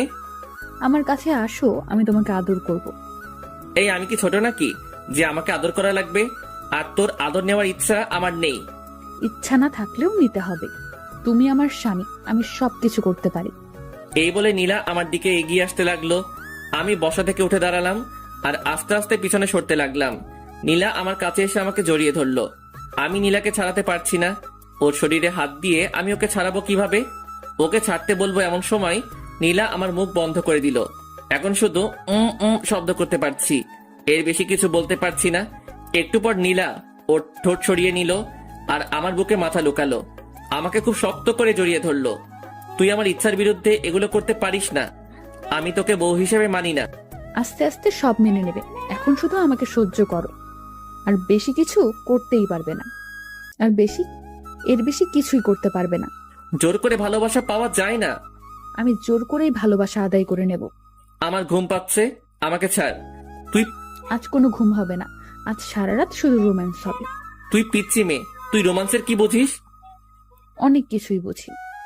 আমি নীলার কাছ থেকে ছুটে বিছানায় এসে শুয়ে পড়লাম। নীলা এসে আবারও পাশে শুয়ে পড়লো। আমি নীলার বিপরীত দিকে তাকাইলাম। নীলা আমাকে পেছন থেকে জড়িয়ে ধরলো। আমি বারবার ছাড়তে বললাম, কিন্তু ও ছাড়লো না। আসলে নীলা আমার কোনো কথাই শোনে না, ওর যেটা মন চায় সেটাই করে। নীলা জোর করে আমার মাথা ওর দিকে ঘুরিয়ে নিল। এই কি চাস তুই বলতো? আমার দিকে তাকিয়ে দেখো, আমার কি লাগবে? সেটা তুই কখনোই পাবি না, বৃথা চেষ্টা করিস না। আমাকে ছেড়ে দে। নীলা এবার চোখ বড় বড় করে তাকালো। আমার তো কেমন ভয় লাগছে ওকে দেখে। নীলা এবার আমার চুল ধরে আমার মাথা ওর বুকের মধ্যে জড়িয়ে ধরলো। আমি ছটফট করতে লাগলাম। এইটুকু একটা পিচ্চিমের কারবার দেখে আমি জোরে নড়াচড়া করতে পারছি না। নীলা খুব শক্ত করে আমার চুল ধরে আছে। একটু নড়তেই আমার চুলে লাগছে। এভাবে নীলার অত্যাচার সহ্য করতে হলো প্রায় 2 ঘন্টার মতো। নীলা ঘুমিয়ে পড়েছে, কিন্তু আমাকে ছাড়ছে না। আমি কোনোভাবেই ওর কাছ থেকে নিজেকে ছাড়াতে পারলাম না। ভাবছি কি করা যায়। মাথায় একটা বুদ্ধি এলো। এখান থেকে বাড়িতে গিয়ে আমি ঢাকায় চলে যাব। ঢাকায় গিয়ে একটা জব করব, আর নীলাকে বাসায় রেখে যাব, যাতে ওর অত্যাচার আমাকে না সহ্য করতে হয়। বাহ, দারুণ বুদ্ধি পেলাম। একটু পরে আমি ঘুমিয়ে পড়লাম। সকালে ঘুম থেকে উঠে আমি আজকেও অবাক। নীলা শাড়ির মধ্যে আমাকে পিছিয়ে নিয়েছে। একেবারে 2-3টা প্যাচ দিয়েছে। কি করব বুঝতে পারছি না। এখান থেকে বেরোতে লাগলে নীলার শাড়ি খুলে যাবে। আমি খুব ভালোভাবে বুঝতে পারছি এগুলো ও নিজের ইচ্ছাতেই করে। না জানি ঘুমের মধ্যে আরো কত কিছুই না করে। আমি নীলার শাড়ির মধ্যে থেকে বের হওয়ার চেষ্টা করছি, কিন্তু বের হতে পারছি না। আমি একটু নাড়াচাড়া করতেই নীলা চোখ খুলল। আমি জানতাম তুমি আমার কাছে আসবেই। এই চুপ কর। আমার মোটেও তোর কাছে আসার কোনো ইচ্ছা নেই। তুই আমাকে তো শাড়ির মধ্যে প্যাচ দিয়েছিস। ওমা, আমি কোথায় প্যাচ দিলাম? তুমি নিজেই এসেছো, আমি বুঝতে পারছি। এই চুপ, আর একটা কথা বলবি না। আমাকে বের হতে দে। তারপরে নীলা ওর শাড়ি খুলে ফেললো। আমি চুপচাপ বিছানা থেকে উঠে ওয়াশরুমে গেলাম। আমি ফ্রেশ হয়ে আসলাম। তারপরে নীলা ফ্রেশ হতে গেল। একটু পরে নিচে গেলাম ব্রেকফাস্ট করতে। ব্রেকফাস্ট করছি এমন সময় চাচি বলল, এখন তো আর চাচি না, এখন আমার শাশুড়ি আম্মা। ইমন, তুমি তো আর গ্রামে আসো না। আজকে নীলার সাথে গ্রামটা ঘুরে দেখো, ঠিক আছে? আচ্ছা ঠিক আছে। আমি কি ভাইয়ের সাথে যেতে পারি না? অবশ্যই, তুমিও যাবে। একসাথে সবাই গ্রামটা ঘুরে দেখবে। আচ্ছা ঠিক আছে, আমরা এখনই যাব। তারপর ব্রেকফাস্ট শেষ করে আমরা 3 জন বেরিয়ে পড়লাম গ্রামটা ঘুরে দেখতে। গ্রাম আমার ভীষণ ভালো লাগে। এখানকার পরিবেশটা কত সুন্দর, কোনো শব্দই নেই। গ্রামের পাশে একটা নদী আছে। নদীর পাশ দিয়ে ঘুরে বেড়াচ্ছি। নদীর সৌন্দর্য অনেক, দুপাশে অনেক কাশফুল। এভাবে নীলার অত্যাচার আর সকালে বিকেলে গ্রামের সৌন্দর্য দেখে দেখে 2টা দিন কেটে গেল। আজ সকালে আমরা শহরে যাব। সবাই নিজ নিজ রেডি হচ্ছি। সবার কাছ থেকে বিদায় নিয়ে রওনা দিলাম শহরের উদ্দেশ্যে। আমাদের বাসায় পৌঁছাতে পৌঁছাতে দুপুর পেরিয়ে গেল। বাসায় এসে ফ্রেশ হয়ে নিলাম। আম্মু লাঞ্চ করার জন্য ডাকলো, কিন্তু লাঞ্চ করলাম না। অনেক টায়ার্ড, তাই সরাসরি রুমে গিয়ে ঘুমিয়ে পড়লাম। বিকেলের দিকে ঘুম ভাঙলো। ঘুম ভাঙতে দেখলাম আমার পাশে নীলা ঘুমিয়ে আছে। আমি উঠে ফ্রেশ হয়ে নিলাম। তারপরে বাইক নিয়ে বেরিয়ে পড়লাম। অনেক দিন থেকে বন্ধুদের সাথে আড্ডা দেওয়া হয়নি। আমি বাজারে পৌঁছালাম। বাড়ি থেকে বের হওয়ার সময় সবাইকে ফোন দিয়ে চলে আসতে বলেছি, কিন্তু এখনো কেউই আসেনি। কিছুক্ষণ অপেক্ষা করার পর আশিক আসলো। কি খবর, কেমন আছিস? এই তো ভালো আছি। তুই কেমন আছিস? বিয়ে করে তো আমাদের ভুলে গেলি। আরে না, তোদের সবাইকে খুব মিস করি। ও আচ্ছা, ভাবির কি খবর, কেমন আছে? হ্যাঁ ভালো আছে। এইভাবে দুজনে বসে গল্প করছি। কিছুক্ষণ পর হাসিব আর সামি আসলো। আমরা 4 জন ক্যারাম খেলতে শুরু করলাম। আমরা নিয়মিত ক্যারাম খেলি। কিছুদিন না খেলায় আমি তেমন খেলতে পারছি না। ক্যারাম খেলছি আর সিগারেট টানছি। কখন যে রাত হয়ে গেছে বুঝতেই পারি নাই। আমরা সবাই যে যার বাসায় চলে আসলাম। আমার বাসায় পৌঁছাতে পৌঁছাতে রাত 9টা বেজে গেল। কলিং বেল দিলাম। আম্মু এসে দরজা খুলে দিল। আচ্ছা তোমরা যাও, আমি ফ্রেশ হয়ে আসছি। তারপরে আমি ওয়াশরুমে যাব। এমন সময় নীলা এসে সামনে দাঁড়ালো। কি সমস্যা তোর? সামনে দাঁড়িয়েছিস কেন? তুমি কোথায় গিয়েছিলে আমাকে না বলে? কোথায় যাব না যাব সেটা কি তোকে বলে যেতে হবে নাকি? আই ওয়েট, তুমি কি খেয়েছো? কি খেয়েছি মানে? তুমি স্মোক করো? সিগারেটের গন্ধ বের হচ্ছে। শর্ত সামনে থেকে। আমি নীলার পাশ কাটিয়ে ওয়াশরুমে গেলাম। তারপরে ফ্রেশ হয়ে নিচে গেলাম ডিনার করতে। দেখলাম আম্মু, আব্বু, জান্নাত, নীলা সবাই বসে আছে আমার জন্য। একসাথে ডিনার করবে, তাই আমি গিয়ে বসে পড়লাম। আম্মু খাবার সার্ভ করতে শুরু করলো। আম্মু, তুমিও বসে পড়ো, আমাদের সাথেই খাবে। আচ্ছা ঠিক আছে, বসছি, তোরা খেতে শুরু কর। আব্বু, আমার কিছু কথা ছিল। হ্যাঁ বলো। আব্বু, আমি এখন জব করব। অনেক তো বসে থাকলাম, এখন একটা কোনো কাজ করি। তাছাড়াও এখন তো বিয়ে করেছি, একটা জব করা দরকার। না, তোকে কোনো জব করতে হবে না। দেখ, ভালো লাগে না। আমার একটা কথাও তোমরা শোনো না। আমি ডিনার না শেষ করে রুমে চলে আসলাম। নীলার কাছ থেকে বাঁচার একটা বুদ্ধি পেলাম। এটাও আব্বু বন্ধ করে দিল। এখন কি করব? কিভাবে এই পিচ্চি শয়তান্নির হাত থেকে বাঁচবো? একটু পরেই নীলা আসলো। নীলা এসে দরজা লক করে দিল। এই, তোমার সমস্যা কি? কোনো সমস্যা নেই। বলো বলছি। এই শোন, মাথা এমনিতেই গরম হয়ে আছে, আর রাগিয়ে দিস না বলছি। আমি বুঝতে পেরেছি তুমি আমার হাত থেকে বাঁচার জন্য বাইরে জব করতে যেতে চাচ্ছ। একটা কথা শুনে রাখো, আমার হাত থেকে তোমার নিস্তার নেই। তুমি যেখানেই যাও, আমি সব সময় তোমার পাশে থাকবো। তুই আসলেই একটু বেশি কথা বলিস। বেশি দেখছোটা কি? এখন দেখবে। মানে কি বলছিস? মানে তুমি স্মোক করো। এখন আমি সরাসরি আম্মুকে বলে দিব। তুই দেখেছিস আমি স্মোক করি? দেখি নাই, তবে গন্ধ পেয়েছি। এখনই আমি আম্মুকে বলছি। এই বলে নীলা বাইরের দিকে যেতে লাগলো। আমি ওর হাতটা ধরলাম। এই, আম্মুকে বলিস না প্লিজ। এর আগে আম্মু অনেক বকাবকি করেছিল, এমনকি আমাকে চর মেরেছিল। আচ্ছা বলবো না, আমার কয়েকটা শর্ত আছে। এগুলো শুনলে আমি আর আম্মুকে বলবো না। কি শর্ত? শর্তগুলো মানতে হবে কিন্তু, না হলে আমি সরাসরি আম্মুর কাছে যাব আর গিয়ে বলবো, আম্মু তোমার ছেলে আমাকে মেরেছে, আমার সাথে খারাপ ব্যবহার করেছে এবং সিগারেট খেয়েছে। আচ্ছা, কি শর্ত বল? আমার সাথে ভালো করে কথা বলতে হবে, মানে তুমি করে কথা বলতে হবে। এসব তুই চলবে না, আমি যা বলবো সেগুলো তোমাকে শুনতে হবে। কখনোই পারবো না। ওকে, তাহলে যাই আম্মুর কাছে, গিয়ে বলি তার ছেলে সিগারেট টানার গল্প। না, বলিস না। তাহলে আমার কথা শুনতে হবে। আচ্ছা ঠিক আছে, শুনবো। থ্যাংক ইউ, এ বলে একটা কিস বসিয়ে দিল। আমি শুধু মাথা নিচু করে থাকলাম, কিছুই করতে পারছি না। আবার একটা বুদ্ধি বের করতে হবে। আই, কি ভাবছো? না, কিছু না। ওকে, তাহলে এখন আমাকে একবার জড়িয়ে ধরো। পারবো না, সর। দুইটা অপরাধ করলে। দুইটা মানে? এক, আবার তুই করে কথা বলছো, আর দুই, আমার কথা শোনো নাই। আচ্ছা, তুমি করে না বললে হয় না? না, হয় না, জড়িয়ে ধরো বলছি। কি আর করব, ইচ্ছা না থাকা সত্ত্বেও নীলাকে হালকা করে জড়িয়ে ধরলাম। নীলা মুচকি হাসলো আর আমাকে শক্ত করে জড়িয়ে ধরলো। নীলা প্লিজ, তুমি আমার কাছ থেকে স্বামীর অধিকার চেও না। আচ্ছা, চাইবো না, সময় হলে তুমি এমনিতেই দিবে। আচ্ছা ঠিক আছে, এখন ঘুমাই তাহলে। ঠিক আছে, চলো। আজ অন্যদিকে তাকিয়ে ঘুমানোর আগেই নীলা আমাকে সামনাসামনি জড়িয়ে ধরলো। কি করব কিছুই বুঝতে পারছি না। আস্তে আস্তে এই পিচ্চি মেয়েটার মায়ায় পড়ে যাচ্ছি। নীলার প্রতি কি আমার বেশি অন্যায় করা হচ্ছে না? আমি কি ওকে আপন করে নেব? না, কি সব ভাবছি। ও তো আমার চাচাতো বোন। চাচাতো বোন কি আর বউ হয়? এই, তুমি কি ভাবছো গো? না, কিছু না। বলো বলছি। না, তেমন কিছু না। আমার একটা গার্লফ্রেন্ড আছে, ওকে নিয়ে ভাবছি। সত্যি বলছো?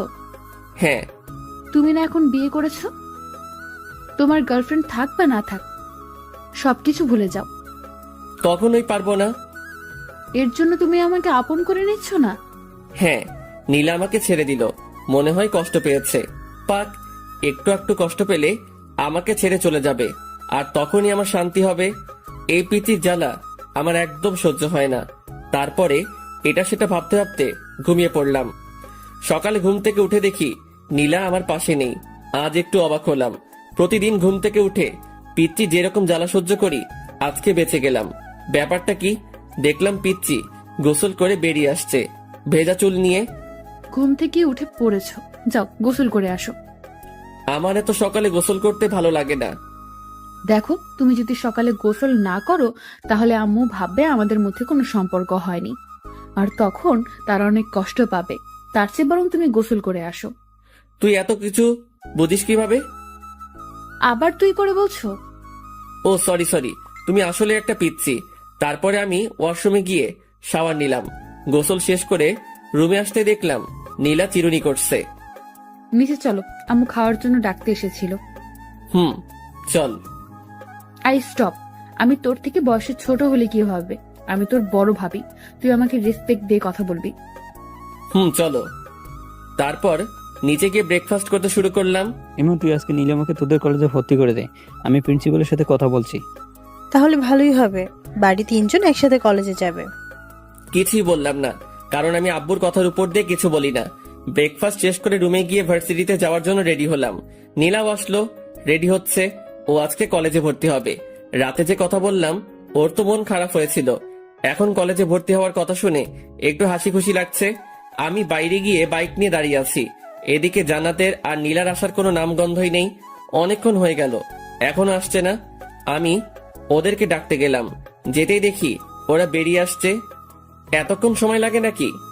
না আসলে ভাবি আজকে কলেজে প্রথম যাচ্ছে, তার জন্য একটু সাজিয়ে দিচ্ছিলাম আর কি, তাই না নীলু ভাবি?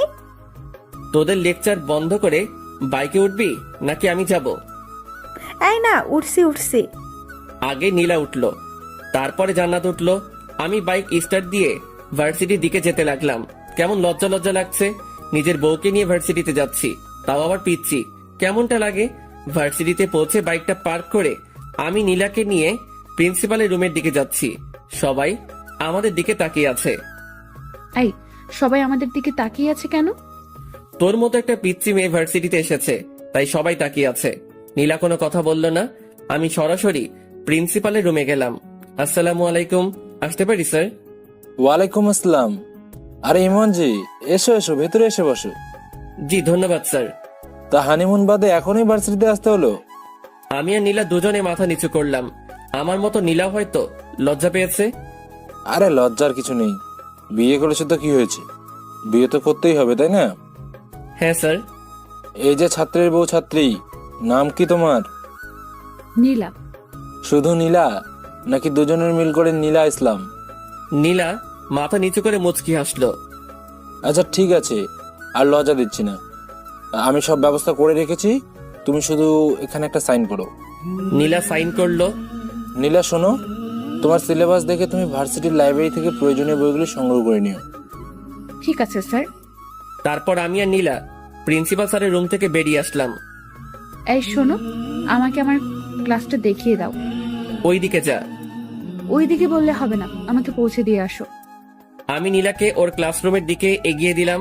ভার্সিটির সব ছেলে মেয়ে আমাদের দুজনের দিকে তাকিয়ে আছে। তাকাবেই না কেন? আজ পর্যন্ত আমার পাশে আমার 2-3টা বান্ধবী ছাড়া অন্য কাউকে দেখিনি। আজ হঠাৎ করে আমার পাশে নীলাকে দেখে হয়তো সবাই তাকিয়ে আছে। আমি নীলাকে ওর ক্লাসরুমটা দেখিয়ে দিলাম। তারপরে আমি সরাসরি আমাদের আড্ডা দেওয়ার জায়গায় চলে গেলাম। আমাকে দেখে সবাই চমকে উঠলো। মামা, তুই ভার্সিটিতে? আজব ব্যাপার তো। আমারও তো একই কথা, তুই হঠাৎ ভার্সিটিতে আসলি মানে? কেন, আমার কি ভার্সিটিতে আসা বারণ আছে নাকি? না, বারণ নেই, তবে তুই মাত্র 5 দিন হলো বিয়ে করলি আর আজকে ভার্সিটিতে চলে আসলি। ভাবির সাথে রোমান্স করবি, সেটা না করে হঠাৎ ভার্সিটিতে, তাই আমরা সবাই একটু অবাক হলাম আর কি। তোরা জানিস না, তোদের ছাড়া আমার একদমই ভালো লাগে না, তাই তো ভার্সিটিতে চলে আসলাম। থাক, হয়েছে হয়েছে, এখন বিয়ে করেছিস, আর কদিন পর তো আমাদের চিনতেই পারবি না। এখনই চিনতে পারছি না। তা ভাবি কোথায়? পড়াশোনা করতে হবে না? হ্যাঁ, পড়াশোনা তো করাতেই হবে। আজকে তো ইন্টার ফার্স্ট ইয়ারে ভর্তি করে দিলাম। কোন কলেজে মামা? এই ইমনের বউ। ইমন যে কলেজে ইচ্ছা ভর্তি করে দেবে, তোর এত জানা দরকার কি? না, ভাবিকে দেখে শুনে রাখার দায়িত্ব তো আমাদের সবারই, তাই না? তোকে এত দায়িত্ব বহন করা লাগবে না, এখন নিজের জন্য কাউকে খোঁজে নে। আমার ভাগ্যে মনে হয় কেউ নেই। আমরা সবাই এভাবে কিছুক্ষণ আড্ডা দেওয়ার পর ক্লাস করতে গেলাম। 2টা ক্লাস করলাম, আর ভালো লাগছে না। তারপরে আমি, আশিক, হাসিব, সামি 4 জন গেলাম বাজারের দিকে। বাজারে গিয়ে ক্যারাম খেললাম, ধোয়া ছাড়লাম, আর কিছুক্ষণ আড্ডা দিলাম। একটু পরে ফোনটা বেজে উঠলো। ফোন বের করে দেখলাম জান্নাত ফোন দিয়েছে। হ্যালো ভাইয়া, তুমি কোথায়? তাড়াতাড়ি ভার্সিটির দিকে আসো, ভার্সিটি বন্ধ হয়ে গেছে, ভাবিকে কোথাও খুঁজে পাচ্ছি না। আচ্ছা ঠিক আছে, আমি এক্ষুনি আসছি। দোস্ত তোরা থাক, আমার একটু কাজ আছে, আমি যাচ্ছি। তারপর আমি বাইকে স্টার্ট দিয়ে ভার্সিটির দিকে গেলাম। ভার্সিটিতে পৌঁছে দেখলাম জান্নাত বাইরে দাঁড়িয়ে আছে। নীলা কোথায়? ভার্সিটি বন্ধ হওয়ার পর সবাই যখন চলে যাচ্ছিল, আমি তখন অনেক খোঁজাখুঁজি করেছি, কিন্তু নীলা ভাবিকে কোথাও পাইনি। এত ছাত্রছাত্রীর ভিড়ে আমি ভাবিকে কোথায় খুঁজবো? আচ্ছা তুই কোনো চিন্তা করিস না, আমি খুঁজে বের করছি। তুই একটা রিক্সা নিয়ে বাসায় চলে যা। আচ্ছা ঠিক আছে ভাইয়া, ভাবিকে খুঁজে পেলে আমাকে ফোন করে জানিয়ে দিও। আচ্ছা ঠিক আছে। আমার তো মাথায় কোনো কাজ করছে না, আমি কোথায় খুঁজবো নীলাকে? বাড়িতে আম্মু আব্বু যদি জানতে পারে তাহলে আমাকে তো আস্ত রাখবে না। কোথায় গেল এইটুকু পিচ্চি মেয়েটা? ও তো গ্রামের মেয়ে, শহরের কিছুই ভালোভাবে চিনে না। এখন আমি কোথায় খুঁজবো নীলাকে? চিন্তায় আমার হাত পা ঠান্ডা হয়ে যাচ্ছে। ভার্সিটির এদিক ওদিকে একটু খোঁজাখুঁজি করলাম, কিন্তু নীলাকে দেখতে পেলাম না। আজ নীলার যদি একটা কিছু হয়ে যায় তাহলে আমি নিজেকে ক্ষমা করব কিভাবে? ভীষণ দুশ্চিন্তা হচ্ছে। কি করব আমি? কোন দিকে যাব? ফোনটা বেজে উঠলো, বের করে দেখলাম জান্নাত ফোন দিয়েছে। হ্যালো। ভাইয়া তুমি বাসায় চলে এসো, ভাবি চলে এসেছে। আচ্ছা ঠিক আছে, আসছি। যাক, এতক্ষণ একটা স্বস্তির নিঃশ্বাস ফেললাম। এই পিচ্চি মেয়েটার জন্য কতই না চিন্তা হচ্ছিল। আজকের মতো বেঁচে গেছি, এরপর থেকে আর এমন ভুল করা যাবে না। আমি বাইকটা স্টার্ট করে রওনা দিলাম বাসার উদ্দেশ্যে। বাসায় পৌঁছাতে পৌঁছাতে 2টা বেজে গেল। কলিং বেল দিতেই জান্নাত এসে দরজা খুলে দিল। ভাইয়া আম্মু খুব রেগে আছে কিন্তু। আমি ভেতরে চলে আসলাম। আম্মু সরাসরি আমার কাছে এসে আমার গালে একটা কষে থাপ্পড় বসিয়ে দিল। আমি চুপচাপ মাথা নিচু করে ফেললাম। এইরকম থাপ্পড় আমি মাঝে মধ্যে খাই, ব্যাপার না। তোর জ্ঞান বুদ্ধি কিছু আছে? এইটুকু একটা মেয়েকে ছেড়ে কোথায় গিয়েছিলি? ওর যদি কিছু একটা হতো তাহলে কি করতি তুই? আমি চুপচাপ মাথা নিচু করে আছি। এখন কিছু বলা যাবে না, কারণ আম্মু ইজ ফায়ার। কি হলো, চুপ করে আছিস কেন? কথা বল, ওর কিছু হলে কি করতি তুই? আম্মু আমি একদম বুঝতে পারিনি, এরপর থেকে আর এরকম হবে না। বুঝতে পারিস নাই মানে? এত বড় হয়েছিস, তোর জ্ঞান বুদ্ধি হবে কবে? আম্মু সত্যি এরপর থেকে আর এই রকমটা করব না। তোর আব্বু জানতে পারলে আস্ত রাখবে না। যা উপরে যা, নীলার মনটা একদম খারাপ হয়ে আছে, ওর সাথে কিছুক্ষণ কথা বল। আচ্ছা আম্মু। আমি উপরে গেলাম, দেখলাম নীলা বিছানার এক কোনায় মন খারাপ করে বসে আছে। আমি গিয়ে নীলার সামনে দাঁড়ালাম। নীলা প্লিজ আমাকে ক্ষমা করে দে, আমি একদম বুঝতে পারিনি। ক্ষমা চাওয়ার কিছু নেই, তুমি তো আমার থেকে দূরে থাকতে চাও। না, আসলে আমি মনে করেছিলাম তুই জান্নাতের সাথে বাড়িতে চলে আসবি। প্লিজ আমাকে ক্ষমা করে দে। এরপর থেকে আমি তোকে একা রেখে আর কোথাও যাব না। অমনি নীলা এসে আমাকে জড়িয়ে ধরলো। মানে এত শক্ত করে জড়িয়ে ধরেছে বলে বোঝাতে পারবো না।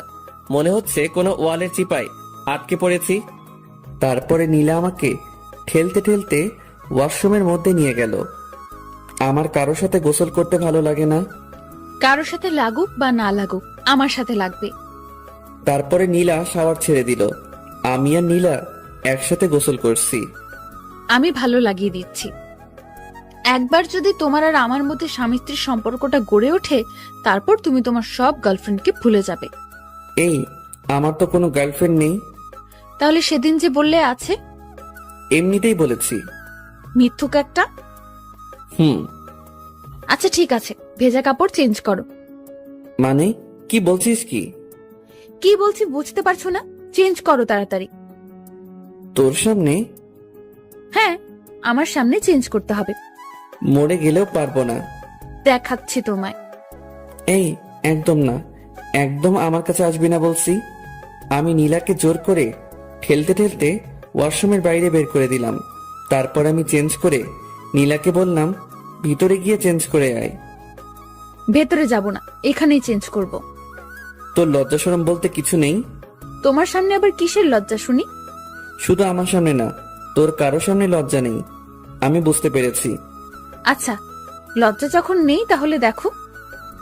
এই বলে নীলা আমার সামনে, আমি অন্যদিকে তাকাইলাম। ছি, তুই এইরকম? আমি আগে জানতাম না। নীলা আমাকে পেছন থেকে জড়িয়ে ধরে বলল, কি রকম গো? লজ্জা শরম বিবেকহীন একটা মেয়ে। আচ্ছা হয়েছে, এবার আমার চেনটা আটকে দাও। আমি অবাক হয়ে নীলার দিকে তাকাইলাম। দেখলাম নীলা একটা 3 পিস পরেছে আর আমাকে চেইন আটকে দিতে বলছে। এই শোন, এগুলো আমি পারি না। পারে না বললে হবে না, তাড়াতাড়ি আটকে দাও বলছি। পারবো না বললাম না। আম্মুকে কিন্তু ডাক দিব আর বলবো সিম্পল আমার এইটুকু কাজ করে দাও না, তখন তোমাকে বকাবকি করবে। এই শোন, আমার সামনে ভালোভাবে থাকবি। ভালোভাবে থাকবো মানে? মানে তোর অন্য কোথায়? এই যে বিছানায়। ওই চুপ, আমার সামনে একদম ভালোভাবে থাকবি, নয়তো থাকবি না। নীলা একেবারে আমার ঠোঁটের কাছে ঠোঁট নিয়ে এসে বলল, তোমার সামনে থাকতে হলে আমাকে কি ওড়না নিয়ে থাকতে হবে নাকি? আমি নীলাকে ধাক্কা দিয়ে বললাম, আমি যেটা পছন্দ করি সেটা করলে তোর পক্ষে ভালো হবে। ঠিক আছে, লাঞ্চ করব, চলো। চল। এই যে, কোথায় যাব? আম্মু তো রুমে খাবার দিয়ে গেছে। কখন দিয়ে গেল? তুমি যখন ড্রেস চেঞ্জ করছিলে ওয়াশরুমে, তখন আম্মু এসে খাবার দিয়ে গেছে। ও আচ্ছা। তারপর আমি লাঞ্চ করতে শুরু করলাম। এই, তুমি কেমন? আমাকে ডাকছো না কেন? তোকে ডাকার কি আছে? তুই দেখতে পাচ্ছিস না খাবার এখানে? তাই বলে তুমি একা একা খাবে? আমাকে একবারও ডাকবে না? শোন, এত ঢং দেখার সময় নেই। তোর ইচ্ছা হলে খাবি, নয়তো খাবি না। নীলা আমার কাছে আসলো, এসে বলল, আমাকে খাইয়ে দাও। শখ কত? খাইয়ে দাও বলতেছি। কখনোই না। না খাইয়ে দিলে আমি কিন্তু তোমাকে বিরক্ত করব।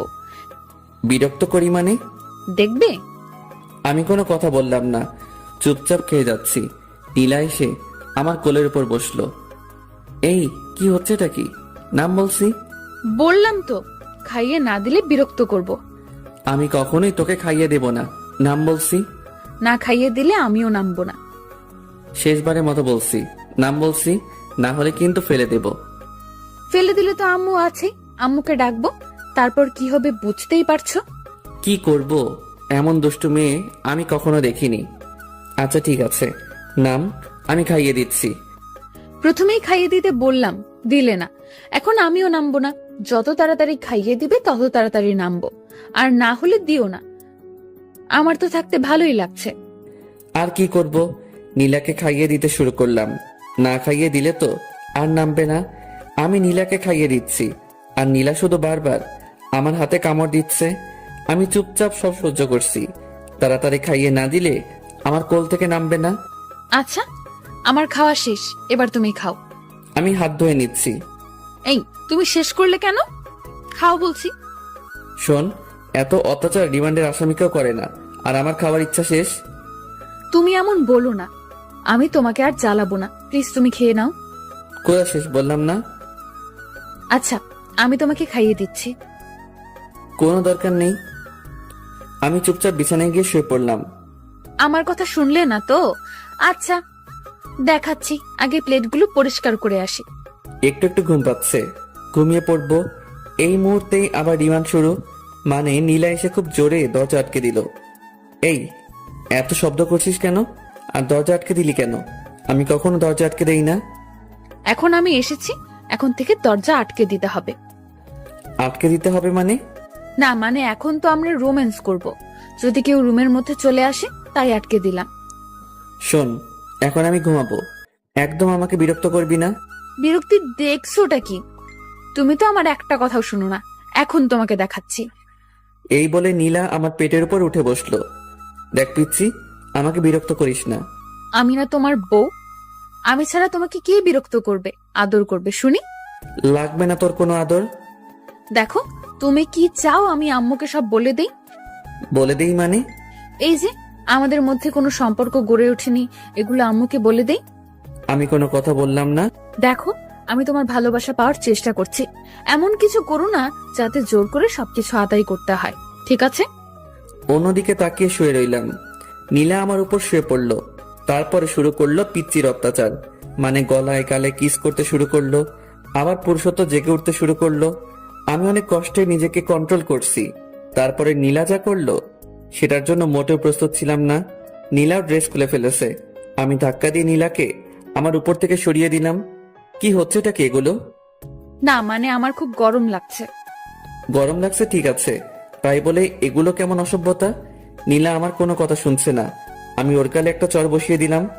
ফাইজলামির একটা সীমা থাকা দরকার। তোর অনেক পাগলামি আমি সহ্য করেছি, কিন্তু আর নয়। একটা কথা বলছি, ভালোভাবে শুনে নে। আমি তোকে কখনো আমার বউ হিসেবে মানি না। কথাগুলো বলেই আমি রুম থেকে বেরিয়ে পড়লাম। এই পিচিটার জন্য বাড়িতে থাকা যাবে না। দূর, কিছু ভালো লাগে না। কি করব? আমি বাইক নিয়ে বের হচ্ছি, এমন সময় আম্মু আমাকে ডাকলো। এই দুপুরবেলা কোথায় যাচ্ছিস? এখন দুপুর কোথায়? এখন তো বিকেল হয়ে এসেছে।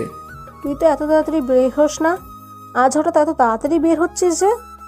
না আম্মু, একটু কাজ আছে, তার জন্য আগে যাচ্ছি। ও আচ্ছা, ঠিক আছে, সাবধানে যাস। ঠিক আছে। তারপরে আমি বাইক নিয়ে বেরিয়ে পড়লাম বাজারের দিকে। এত সকাল সকাল তো কেউ আসবে না, সবাইকে একটা ফোন করি তাহলে আসবে। আমি সবাইকে ফোন দিয়ে বাজারে আসতে বললাম। আমি বাজারে পৌঁছাবার কিছুক্ষণ পর সবাই আসলো। তারপরে জমিয়ে আড্ডা দিতে শুরু করলাম। আজ একটু বেশি রাত করে ফেলেছি, মানে 10টা বেজে গেছে। হায় রে, ঘড়ির দিকে খেয়ালই করিনি। আজ যে বাড়িতে গেলে কি হবে। এমনিতেই দুপুরে আম্মু অনেক বকাবকি করেছে, তাড়াতাড়ি বাড়িতে যেতে হবে। আমি সবাইকে বাড়িতে যেতে বললাম। সবাই নিজ নিজ বাড়িতে চলে যাচ্ছি। বাড়িতে পৌঁছাতে আমার 10:30 বেজে গেছে। অনেক ভয়ে ভয়ে কলিং বেল দিলাম। আম্মু এসে দরজা খুলে দিল। আম্মু সরাসরি আমার কান ধরলো। এই বিলাই, কয়টা বাজে এখন? 10:30 আম্মু। খুব তো বড় গলায় বলেছিস 10:30। তোকে না আমি 9টার মধ্যে বাড়ি আসতে বলেছি। আসলে আব্বু, আজকে একটু আশিকের বাসায় ছিলাম, তাই আস্তে আস্তে একটু দেরি হয়ে গেছে। আচ্ছা হয়েছে, যা ফ্রেশ হয়ে আয়, ডিনার করবি। ঠিক আছে আব্বু, আজকের মতো মিথ্যা বলে বেঁচে গেলাম। তারপরে আমি ফ্রেশ হয়ে ডিনার করতে আসলাম। এ কি, তুই একা আসলি যে? নীলাকে ডেকে আনলি না? আমি মনে করেছি ও নিচে আছে। আচ্ছা, ডেকে আনছি। নীলাকে ডাকতে গেলাম। রুমের মধ্যে তো নীলাকে খুঁজে পাচ্ছি না। কোথায় গেল মেয়েটা? ওয়াশরুমে খুঁজলাম, নেই। তারপরে বেলকনিতে গেলাম, দেখলাম নীলা দাঁড়িয়ে আছে। নিচে চলো, আম্মু ডাকছে। আমার ক্ষুধা লাগেনি, আমি খাবো না। খাওয়ার জন্য নয়, তোকে ডাকছে। এই বলে আমি চলে আসলাম। নীলাও আমার পিছু পিছু আসলো। আম্মু, তুমি আমাকে ডেকেছো? অনেক রাত হয়েছে, আয় খেয়ে নে। আম্মু, আমার একদম ক্ষুধা লাগেনি। ক্ষুধা লাগেনি মানে? কি হয়েছে মা, বলতো? কই আম্মু, কিছু হয়নি তো। তোর মন খারাপ লাগছে? কি হয়েছে মা, আমাকে বল। না আম্মু, আমার কিছুই হয়নি, এমনিতেই ভালো লাগছে না। এদিকে আয় তো মা। আম্মু নীলাকে খাইয়ে দিতে শুরু করলো। আমি আর জান্নাত হা করে তাকিয়ে থাকলাম। না, হা করে তাকিয়ে থাকলে হবে না। দুপুরে একবার পিচিটার জন্য খেতে পারি নাই, এখন আমাকে খেতে হবে। অনেক ক্ষুধা লাগছে। ইমন শোন, কালকে বিকালে নীলাকে নিয়ে গিয়ে একটা ফোন কিনে দিস। ওর তো বাড়িতে কথা বলতে লাগে, আর ও তোকে ফোন দিয়ে তাড়াতাড়ি বাড়ি আসতে বলবে। তোকে তো ফোন না করলে তুই প্রত্যেক দিনই রাত 10টা বাজিয়ে দিস। ঠিক আছে আব্বু। তোর আম্মুর কাছ থেকে টাকা নিয়ে যাস। আচ্ছা। তারপরে আমি ডিনার শেষ করে রুমে গেলাম। একটু পর নীলা আসলো। নীলা এসে দরজা লক করে দিল। আমি নীলার দিকে তাকাইলাম, কিন্তু ও আমার দিকে তাকালো না। সোজাসুজি বিছানায় এসে অন্যদিকে ঘুরে শুয়ে পড়লো। আমার উপর অভিমান করে আছে হয়তো। তখন ওর গায়ে হাত তোলাটা ঠিক হয়নি। ওকে একবার সরি বলে দেখি। নীলা শোন। নীলা আমার দিকে ঘুরলো, কিন্তু তাকালো না। কিছু বলবে? না, মানে দুপুরে তোর সাথে একটু বাড়াবাড়ি করা হয়ে গেছে, প্লিজ ক্ষমা করে দে। তুমি বাড়াবাড়ির কিছুই করনি, যা করেছো একদম ঠিক করেছো। নীলা প্লিজ এভাবে বলিস না, আমাকে ক্ষমা করে দে। না, ক্ষমার কিছুই নেই। আমারই তো সব দোষ। আমার কপালে তো স্বামীর ভালোবাসা নেই, আছে শুধু চট থাপ্পড়, এগুলোই। আমার উচিত হয়নি জোর করে তোমার ভালোবাসা নেওয়াটা। পিচিটার কথায় কেমন যেন মায়া আছে। ওর কথা শুনে আমি বারবার মায়ায় পড়ে যাই। আমি কি বলবো ভেবে পাচ্ছি না। আমাকে কথা বলার সব রাস্তাই পিচ্চিটা বন্ধ করে দিল। আমি শুয়ে পড়লাম। একটু পর পর নীলার দিকে তাকাচ্ছি, কিন্তু ও আমার দিকে তাকাচ্ছে না। যে মেয়েটা সব সময় জড়িয়ে ধরতো, এটা করতো ওটা করতো, আর আজকে চুপচাপ শুয়ে আছে, ভাবা যায়। কিছুক্ষণ পর আমি ঘুমিয়ে পড়লাম। সকালে ঘুম ভাঙতে ভারী কিছু অনুভব করলাম। চোখ খুলে দেখলাম নীলা আমার বুকের উপরে উঠে ঘুমাচ্ছে। আমি বারবার অবাক হয়ে যাই। ঘুমের মধ্যে এই পিচ্চি মেয়েটা কি নাইবা করে ভেবে পাই না। নীলা ঘুমাচ্ছে, তাই আমি আর ওকে নামিয়ে দিলাম না। আমিও চোখ বন্ধ করে শুয়ে রইলাম। কিছুক্ষণ পর নীলার নড়াচড়া অনুভব করলাম। নীলার হয়তো ঘুমটা ভেঙে গেছে। নীলা আমাকে কয়েকটা কিস করে উঠে গেল। কি মেয়ে রে বাবা, কাল রাতে অভিমান করে আমার কাছে আসলো না, আবার আমি ঘুমানোর পর আমার বুকে আরো যে কিসব করে, এগুলো তো বলতে পারছি না। আমি কিছুক্ষণ পর উঠে শাওয়ার নিলাম, তারপর রুমে এসে একটু পড়তে বসলাম। অনেকক্ষণ পর নীলা এসে বলল, ব্রেকফাস্ট করবে চলো, আর কলেজে যাওয়ার সময় হয়ে গেছে। আমি নীলার পিছু পিছু ব্রেকফাস্ট করতে গেলাম। ব্রেকফাস্ট শেষ করে রুমে এসে ভার্সিটিতে যাওয়ার জন্য রেডি হচ্ছি। নীলাও এসে রেডি হচ্ছে, ও তো কলেজে যাবে। কিরে, অভিমান কমেনি? না, কমেনি। কিভাবে কমবে? একটা কিস করতে দিলে কমবে। একটাই তো। আচ্ছা ঠিক আছে, একটার বেশি করবি না কিন্তু। আমার কথা শেষ না করতেই নীলা আমার কাছে এসে রেডি। এই, তুমি একটু বিছানায় বসো, না হলে কিস করে শান্তি পাবো না। আমি বিছানায় বসলাম। একটার বেশি করবি না কিন্তু। নীলা আমার দিকে এগোতে থাকলো। আমি চোখ নিচু করলাম। মুহূর্তের মধ্যেই নীলার ঠোঁট আমার ঠোঁটের সাথে মিশিয়ে দিল। আমি প্রথমে একটু ছাড়ানোর চেষ্টা করলাম, তারপরে নীলা আমার গলা জড়িয়ে ধরলো। কয়েকবার নিঃশ্বাস নিয়ে পুরো 5 থেকে 6 মিনিট আমার ঠোঁট দুটো নীলার আয়ত্তে ছিল। এটা কি করলি? কেন, একটা কিস করতে বললে তাই একটাই করলাম। তাই বলে এতক্ষণ? সর, এমনিতেই ব্রাশ করস নাই, তার উপর আবার কিস। তাড়াতাড়ি রেডি হবি, নয়তো তোকে রেখে ভার্সিটিতে চলে যাব। এই না না, আর একটু ওয়েট করো প্লিজ। এত সময় লাগে নাকি? এত কোথায়, এক্ষুনি তো রেডি হতে শুরু করলাম। তুমি তো একটু হেল্প করলেও পারো। পারি না, আমি নিচে আছি, তুই তাড়াতাড়ি আসবি কিন্তু। নিচে গিয়ে অপেক্ষা করছি। এদিকে জান্নাতেরও আসার কোনো নামগন্ধ নেই। এদের দুজনের জন্য আমার মেজাজটাই নষ্ট হয়ে যায়। এতক্ষণ লাগে নাকি রেডি হতে? কিছুক্ষণ পর নীলা আর জান্নাত আসলো। এ কি, তুই এখনো রেডি হোস নাই কেন? আমি আজকে যাব না ভাইয়া। কেন, সমস্যা কি? না, সমস্যা নেই। আজকে আমার কোনো বান্ধবী আসবে না, ফোন করেছিল, তাই আমিও যাব না। আচ্ছা ঠিক আছে। আমি বাইক বের করে স্টার্ট দিলাম, নীলাকে বসতে বললাম। নীলা উঠে বসলো। বসার সাথে সাথে আমাকে জড়িয়ে ধরলো। এই কি হচ্ছে এইসব? পরে যাবো যে, তাই ধরলাম। পরে যাবি, ঠিক আছে। তাই বলে এভাবে ধরতে হবে নাকি? আমি তো পিচ্ছি একটা মেয়ে, এভাবে না ধরলে পড়ে যাব। তুমি চুপচাপ বাইক চালাও তো।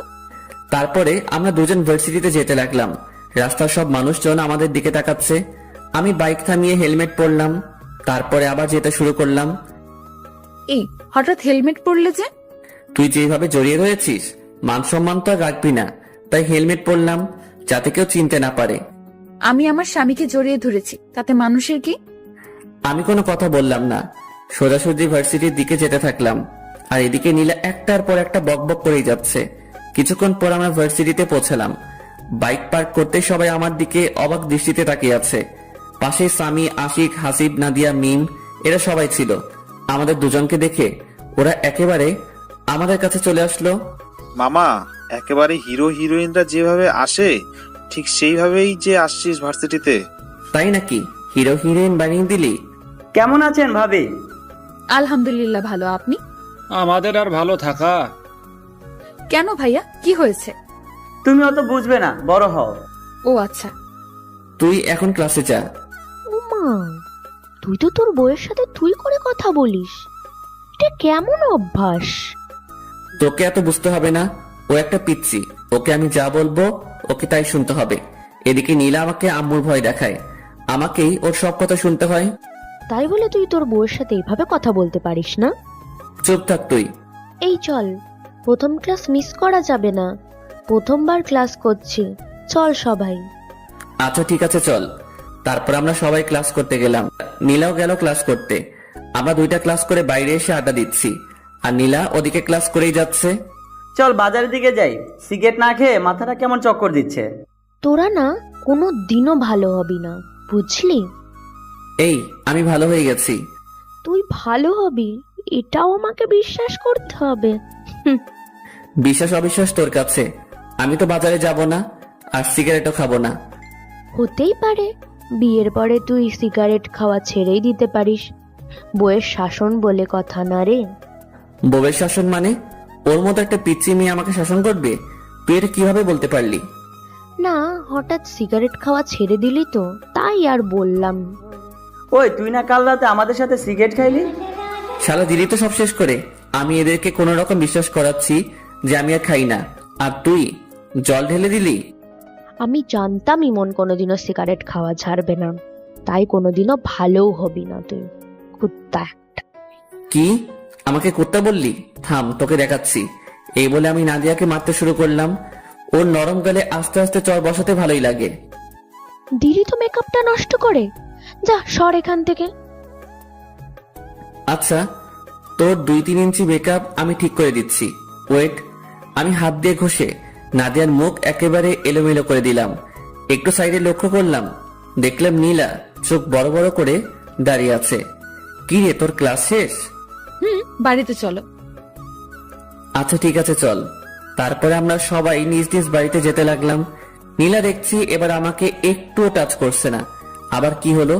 আসার সময় যেমন দুষ্টামি করছিল, ওর যে একটু পরপর কি হয় কিছুই বুঝতে পারি না।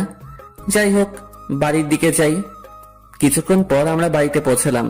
কলিং বেল দিতেই আম্মু দরজা খুলে দিল। আম্মু, তোমার ছেলে আজকে ভার্সিটিতে খুব বাজে কাজ করেছে। কি করেছে রে? তোমার ছেলেকে জিজ্ঞেস করো। এই, কি করেছিস তুই? কই কি করলাম? আমি তো কিছুই করি নাই। মিথ্যা বলছে আম্মু। আচ্ছা, কি করেছে তুই বল তো মা। তোমার ছেলে ভার্সিটির মেয়েদের মেকআপ ঠিক করে দেয় গালে হাত দিয়ে। নীলা এসব কি বলছে? আম্মু, ওইটা আমার বান্ধবী ছিল, আমরা ইয়ার্কি করছিলাম। গায়ে হাত দিয়ে কিসেরই আর কি? ফ্রেন্ডের মধ্যে তো একটু একটু এমন হয়। ঠিক আছে, কিন্তু গায়ে হাত দেওয়া যাবে না। এরপর থেকে যেন এরকম কথা না শুনি। ঠিক আছে আম্মু। তারপর আমি রুমে গেলাম। আমার পিছু পিছু নীলাও রুমে আসলো। এই পিচ্ছি, তুই আম্মুকে বললি কেন? বলবোই তো, 100 বার বলবো। আমাকে বকা খাওয়াতে তোর ভালো লাগে?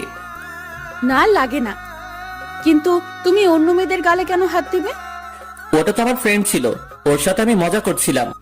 তুমি মজা করো আর যাই করো, আমার ছাড়া অন্য কোনো মেয়ের গালে বা অন্য কোথাও স্পর্শ করতে পারবে না। কেন? তোর সমস্যা কোথায়? নীলা আমাকে জড়িয়ে ধরলো আর বলল, তুমি শুধু আমার, আমি ছাড়া কেউ তোমার ধারে কাছেও আসতে পারবেন না। ছাড় তো, এখন গোসল করব। ছাড়বো কেন? চলো, আমিও গোসল করব। না, আগে আমি, তারপরে তুই।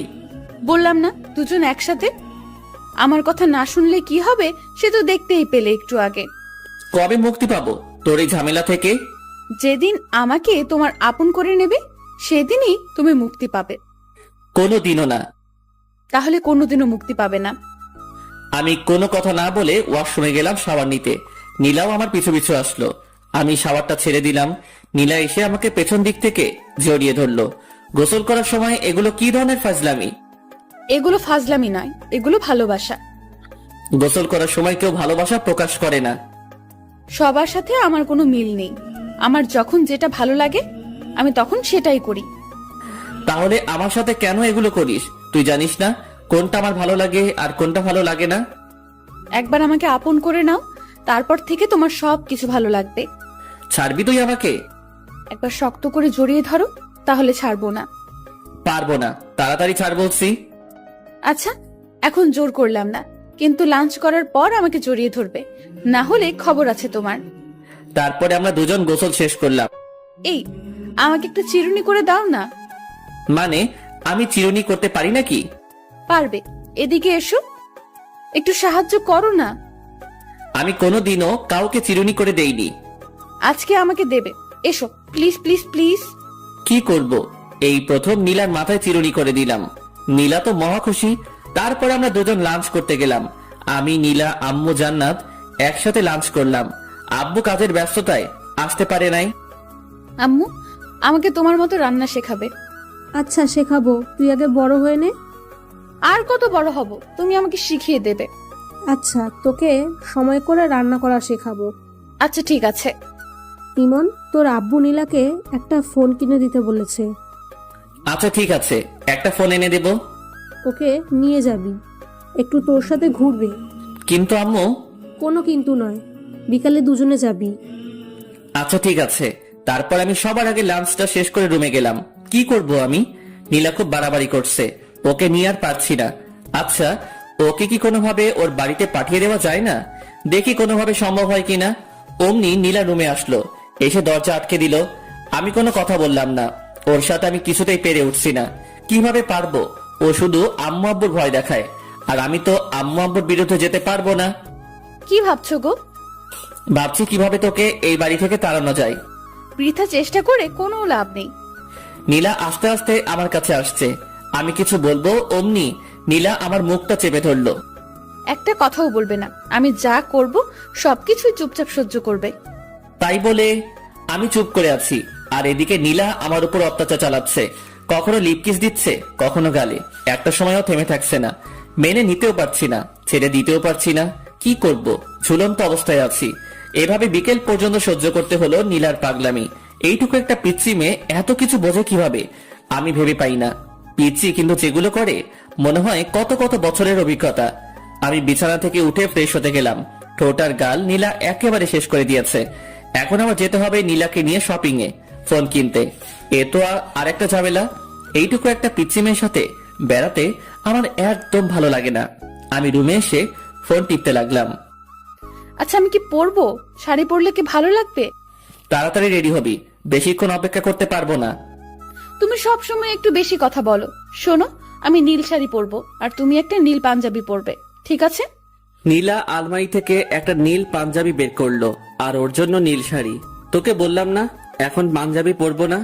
আমি যখন বলেছি তোমাকে পরতেই হবে। এদিকে এসো তো। নীলা আমার শার্ট খুলে পাঞ্জাবি পরিয়ে দিল। এই, আমাকে শার্টটা পরিয়ে দাও না। আমি পারি না, তুই একা একাই পর, আমি বাইরে যাচ্ছি। এই, তোমাকে বাইরে যেতে বলেছি। এদিকে আসো। তুমি একটু শাড়ির কুচিটা ধরো। কি আর করব, আমি গিয়ে নীলা শাড়ির কুচিটা ধরলাম। এতক্ষণ লাগে নাকি শাড়ি পরতে? তাড়াতাড়ি পর বলছি। তাড়াতাড়ি করছি, একটু ওয়েট করো। আর কতক্ষণ লাগবে? এই তো হয়ে গেছে, এবার কুচিটা দিয়ে দাও। কি? আমি কখনোই পারবো না। তুমি পারবে, তোমার 14 গোষ্ঠী পারবে। তাহলে 14 গোষ্ঠীর কাছ থেকে পরিয়ে নেব, আমি পারবো না। দাও বলছি। তুমি না ছেলে, এত ভয় কিসের তোমার? তাই বলে তোর ওখানে কুচি দিয়ে দেবো নাকি? দেরি হয়ে যাচ্ছে, তাড়াতাড়ি দাও। তারপর আমি কাঁপতে কাঁপতে নীলার কুচিটা দিয়ে দিলাম। নীলা আমার হাত ওর ওখানে চেপে ধরলো। আমি তো লজ্জায় একেবারে শেষ, কিছু বলতেও পারছি না, কিছু করতেও পারছি না, শুধু মাথা নিচু করে আছে। এদিকে নীলাও লজ্জায় লাল হয়ে আছে, কিছু বলতে পারছে না, শুধু মুচকি হাসছে। এভাবে নীরবময় কিছু মুহূর্ত কাটলো। কিছুক্ষণ পর আমি হাতটা সরিয়ে নিলাম আর অন্যদিকে তাকালাম। নীলা সাজুগুজু করতে ব্যস্ত হয়ে গেল। একটু পরে নীলা বলল, আমি রেডি, এখন চলো। আমি নীলার দিকে তাকাতেই একেবারে অবাক হয়ে গেলাম। এইটুকু পিচ্চি মেয়েটাকে দেখতে অনেক সুন্দর লাগছে। আমি তো আগে কখনো ওর দিকে তেমন তাকাইনি, আজ প্রথম তাকাচ্ছি। নীলা দেখতে যে এত সুন্দর আমি আগে জানতাম না। এই, কি দেখছো? আমার লজ্জা করে না বুঝি? কোথায় কি দেখছি? চলো তাড়াতাড়ি। হয়েছে, আর মিথ্যে বলতে হবে না। আমি খুব ভালোভাবে লক্ষ্য করেছি তুমি বড় বড় চোখ করে আমার দিকে তাকিয়েছিলে। আমি কোনো কথা না বলে নিচে নামতে শুরু করলাম। আম্মু আমাদের দুজনকে দেখে একেবারে অবাক হয়ে গেল। অবাক হবে না কেন? এভাবে কাছাকাছি ম্যাচিং কালারের ড্রেস পরা দেখলে যে কেউই তাকিয়ে থাকবে। মাশাআল্লাহ, তোদের দুজনকে দেখতে কিন্তু খুব ভালো লাগছে, খুব মানিয়েছে দুজনকে। হয়েছে, এবার টাকা দাও তাড়াতাড়ি। আমি আম্মুর কাছ থেকে টাকা নিয়ে বাইক বের করছি। এমন সময় নীলা বলল, আজ আমরা বাইকে যাব না, রিকশায় যাব। তোমার ইচ্ছে হলে তুমি আমার পিছু পিছু রিক্সা নিয়ে আসতে পারো। এগুলো কেমন কথা? হ্যাঁ, নীলা যখন বলছে রিকশা যাবে, তোকে রিকশা যেতে হবে, যা রিকশায় করে যা। আম্মু আমার রিক্সা যেতে একদম ভালো লাগে না, অত আস্তে আস্তে কেউ যায়? এত কিছু বুঝি না, তুই নীলামায়ের সাথে রিকশা করে যা। আচ্ছা ঠিক আছে আম্মু। তারপরে আমি আর নীলা বেরিয়ে পড়লাম। বাড়ির সামনে কিছুক্ষণ দাঁড়াতে একটা রিক্সা আসলো। আমরা রিক্সায় উঠলাম। নীলা আমার কাঁধে মাথা রেখে বক বক করে যাচ্ছে। আমি কোনো কথা বলছি না, চুপচাপ বসে আছি। কিছু বলো, চুপ করে আছো কেন? তোর সাথে কথা বলতে ইচ্ছে করে না? তো কার সাথে কথা বলতে ইচ্ছে করে? তুই চুপ করে থাকতো। আমার চুপ থাকতে ভালো লাগে না, সব সময় তোমার সাথে কথা বলতে ইচ্ছে করে। আচ্ছা তুই বলতে থাক, আমি চুপ করে থাকলাম। আর একটা কথা বলবো না। তারপরে নীলার বক বক শুনতে শুনতে পৌঁছে গেলাম মার্কেটে। কয়েকটা ফোন দেখলাম আর নীলার পছন্দ মতো একটা ফোন কিনে দিলাম। নীলা আমার সাথে সেলফি তুলতে চাইলো, কিন্তু আমি তুললাম না। নীলার জোড়াজোড়িতে ওর সাথে কিছুক্ষণ ঘুরতে হলো। ও জোর করেই কয়েকটা সেলফি তুললো। সন্ধ্যার পর আমরা বাড়ির দিকে রওনা দিলাম। বাড়িতে এসেই ড্রেসটা চেঞ্জ করে ফ্রেশ হয়ে নিলাম। জান্নাত আসলো রুমে। নীলা আর জান্নাত বসে বসে গল্প করছে, আমি ফেসবুকিং করছি। আজ সময় কাটছে না, আজ বন্ধুদের সাথে আড্ডা দিতে যাইনি, তাই একদম ভালো লাগছে না। সিগারেট না খেলে মাথায় কেমন চক্কর মানে। রাতে ডিনার করে এসে শুয়ে পড়েছি। নীলা এসে পাগলামি শুরু করেছে। আমি নীলাকে ছাড়তে বলছি, কিন্তু নীলা আমাকে ছাড়ছে না। দেখো, তুমি আমার স্বামী, আর আমি আমার স্বামীকে একটু আদর করব। মানে কি বলছিস তুই? মানে আজকে আমাদের স্বামী স্ত্রীর সম্পর্ক গড়ে উঠবে। কখনোই না। তুমি আর কতদিন আমাকে কষ্ট দেবে? আমি কাউকে কষ্ট দিই না। কেন তুমি আমাকে কষ্ট দিচ্ছ না? জানি না, আমার একদম ভালো লাগছে না। আমি ঘুমাবো, বিরক্ত করিস না প্লিজ। কিছুক্ষণ পর আমি ঘুমিয়ে পড়লাম। সকালে ঘুম থেকে উঠে একটু অসুস্থ লাগছে, কেমন জ্বর জ্বর লাগছে। নীলা আজকে আগে উঠে গেছে ঘুম থেকে। উঠে তো নীলাকে দেখতে পেলাম না। কিছুক্ষণ পর নীলা রুমে আসলো, এসে বলল, কখন ঘুম থেকে উঠবে? ভার্সিটিতে যাওয়ার সময় হয়ে গেছে, ওঠো তাড়াতাড়ি। তুই আর জান্নাত যা, আজকে আমি যাব না, একটু অসুস্থ লাগছে। কি হয়েছে তোমার? একটু জ্বর জ্বর লাগছে। কই দেখি। এ কি, তোমার তো ভীষণ জ্বর। তারপরে নীলা আমাকে ধরে ওয়াশরুমে নিয়ে গেল। আমি ফ্রেশ হয়ে আসলাম। নীলা আমার জন্য খাবার নিয়ে আসলো, আমাকে জোর করে ও নিজের হাতে খাইয়ে দিল, তারপরে ওষুধ খাইয়ে দিল। নীলার সেবা যত্নে আমি খুব তাড়াতাড়ি সুস্থ হয়ে গেলাম। এই কয়দিন আমি বুঝলাম নীলা সত্যি আমাকে খুব ভালোবাসে। নীলাকেও আমার ভালো লাগতে শুরু করে। আমি ভাবছি নীলাকে আমি আপন করে নেব, আস্তে আস্তে ওকে আপন করে নেব। হুট করে যদি একবার চেঞ্জ হয়ে যায় তাহলে কেমন লাগবে? তার চেয়ে বরং আস্তে আস্তে নীলার কাছে যাই। অসুস্থ থাকায় 2 দিন থেকে ভার্সিটিতে যাওয়া হয়নি, বন্ধু বান্ধবের সাথে আড্ডা দেওয়া হয়নি। আজ বিকেলে বাজারে গেলাম আড্ডা দিতে। সন্ধ্যা হয়ে এসেছে, এমন সময় নীলা আমাকে ফোন করলো। হ্যালো, কোথায় আছো তুমি? এই তো বাজারে আছি। তাড়াতাড়ি বাড়িতে চলে এসো। আচ্ছা, আসছি একটু পর। তুমি এখনো পুরোপুরি সুস্থ হওনি, তাড়াতাড়ি আসো প্লিজ। আচ্ছা ঠিক আছে।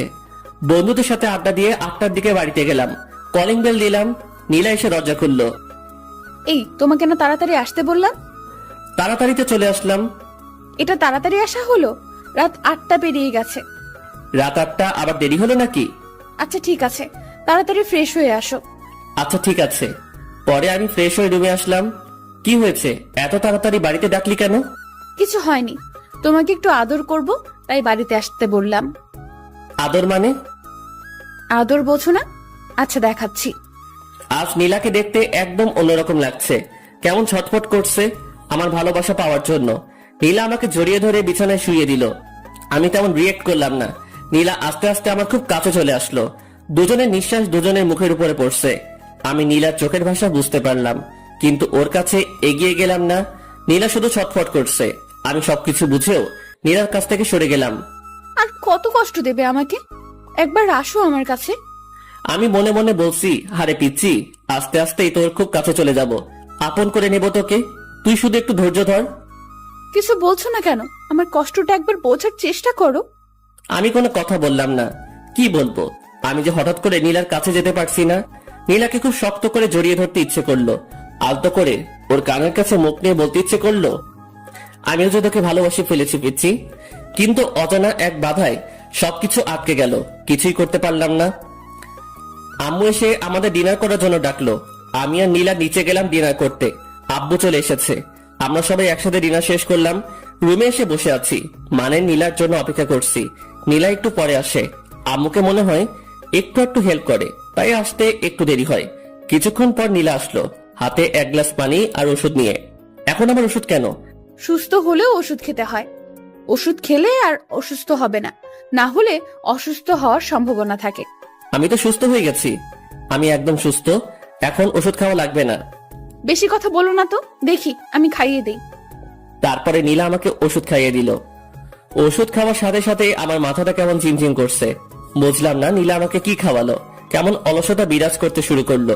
মনে হচ্ছে নীলা হয়তো আমাকে ঘুমের ওষুধ খাওয়ালো, কিন্তু নীলা আমাকে ঘুমের ওষুধ খাওয়াতে যাবে কেন? নীলা আমার কাছে আসলো, এসে বলল, আজ তোমাকে আমি আপন করে নেব, কেউ আটকাতে পারবে না। আমি বুঝতে পারলাম নীলা আমাকে ঘুমের ওষুধ খাইয়েছে, কিন্তু নীলা আমার কাছে আসার জন্য এটা করতে পারলো? আমি কিছুই করতে পারছি না, ভীষণ ঘুম পাচ্ছে। নীলা আমার কাছে আসলো, এসে আমার শার্টটা খুলে দিল। নীলাকে আটকাতে পারছি না, মানে ঘুমের ওষুধ খাওয়ার পর আমি কোনো শক্তি পাচ্ছি না। নীলা আস্তে আস্তে আমার খুব কাছে চলে আসলো। আমি কিছুতেই মানতে পারছি না নীলা আমাকে ঘুমের ওষুধ খাইয়ে এগুলো করছে। তারপরে নীলা আমাকে কিস করতে শুরু করলো। আজ নীলার হাত থেকে আমার নিস্তার নেই, একেবারে শেষ করে ফেলবে। নীলা ওর ড্রেস খুলে ফেললো। এখন আমাদের দুজনের শরীরে একটা সুতা পর্যন্ত নেই। নীলা আমার খুব কাছে চলে আসলো। আমি নীলাকে আটকাতে পারলাম না, সবকিছু শেষ করে ফেললো। নীলার প্রতি আমার অনেক রাগ হলো। ও আমাকে ঘুমের ওষুধ খাইয়ে নীলাকে মারতে ইচ্ছে করছে, কিন্তু আমি উঠে বসার মতো শক্তি পাচ্ছি না। নীলা আমার উপরে শুয়ে আছে, একটু পর পর আমার দিকে তাকাচ্ছে। কিছুক্ষণ পর নীলা আমাকে বিছানা থেকে তুলে ওয়াশরুমে নিয়ে গেল। দুজনে একসাথে শাওয়ার নিলাম। শাওয়ার নেওয়ায় আমার ঘুম একেবারে ভেঙে গেল।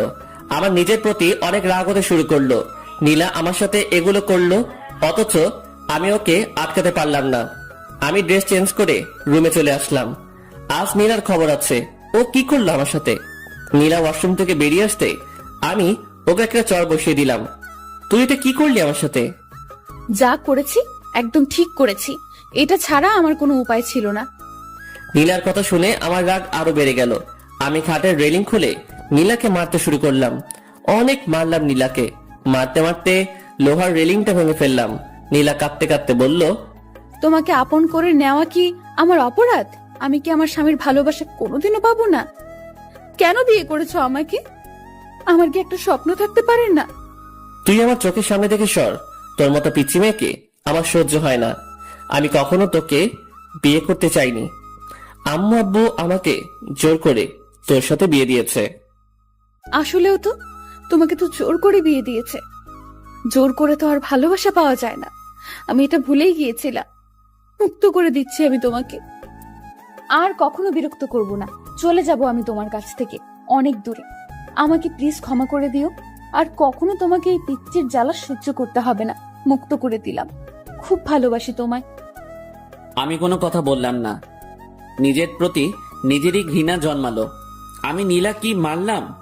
কি করে ওর মতো একটা পিচ্চি মেয়েকে মারতে পারলাম? খুব ভুল করে ফেললাম আমি। এক্ষুনি ওর কাছ থেকে ক্ষমা চেয়ে নেব আর ওকে আমার বইয়ের মর্যাদা দেব।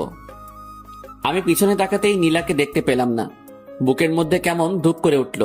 রুমের মধ্যে নীলাকে খুঁজলাম কিন্তু পেলাম না। ওয়াশরুমে গেছে হয়তো। ওয়াশরুমে গেলাম কিন্তু নীলাকে পেলাম না। কোথায় গেল নীলা? আমি বেলকনিতে গেলাম কিন্তু নীলাকে পেলাম না। আমি নিচে গিয়ে নীলাকে ডাকতে লাগলাম। আমি সারা বাড়িতে খুঁজে নীলাকে পাচ্ছি না। আমার চিৎকার করে ডাকায় আম্মু আব্বু জান্নাত এরা সবাই বেরিয়ে আসলো। কি হয়েছে? এত জোরে জোরে নীলাকে ডাকছিস কেন?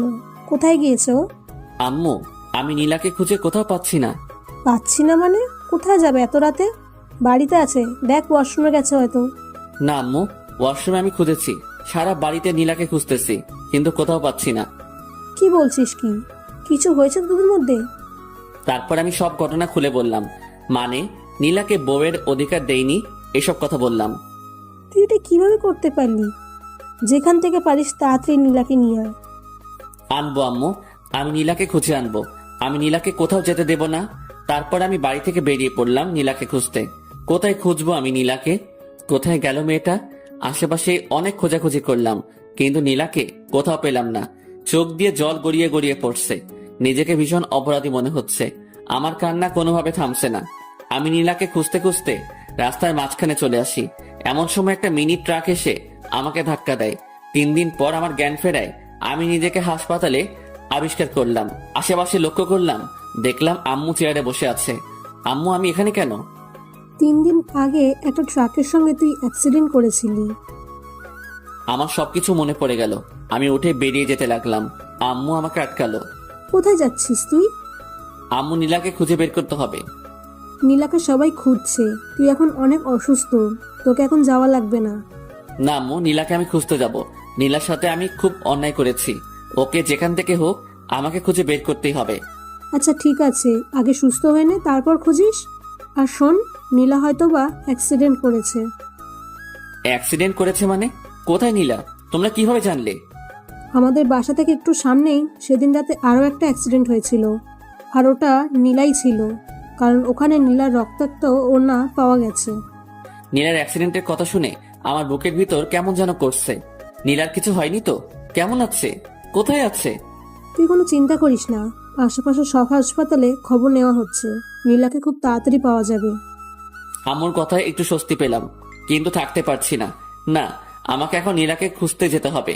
আমি কারো উপরে ভরসা পাচ্ছি না। আমি নিজে নীলাকে খুঁজে বের করব। আমি কারো কথা না শুনে হাসপাতাল থেকে বেরিয়ে পড়লাম। আশেপাশে আমি নীলাকে খুঁজতে শুরু করলাম।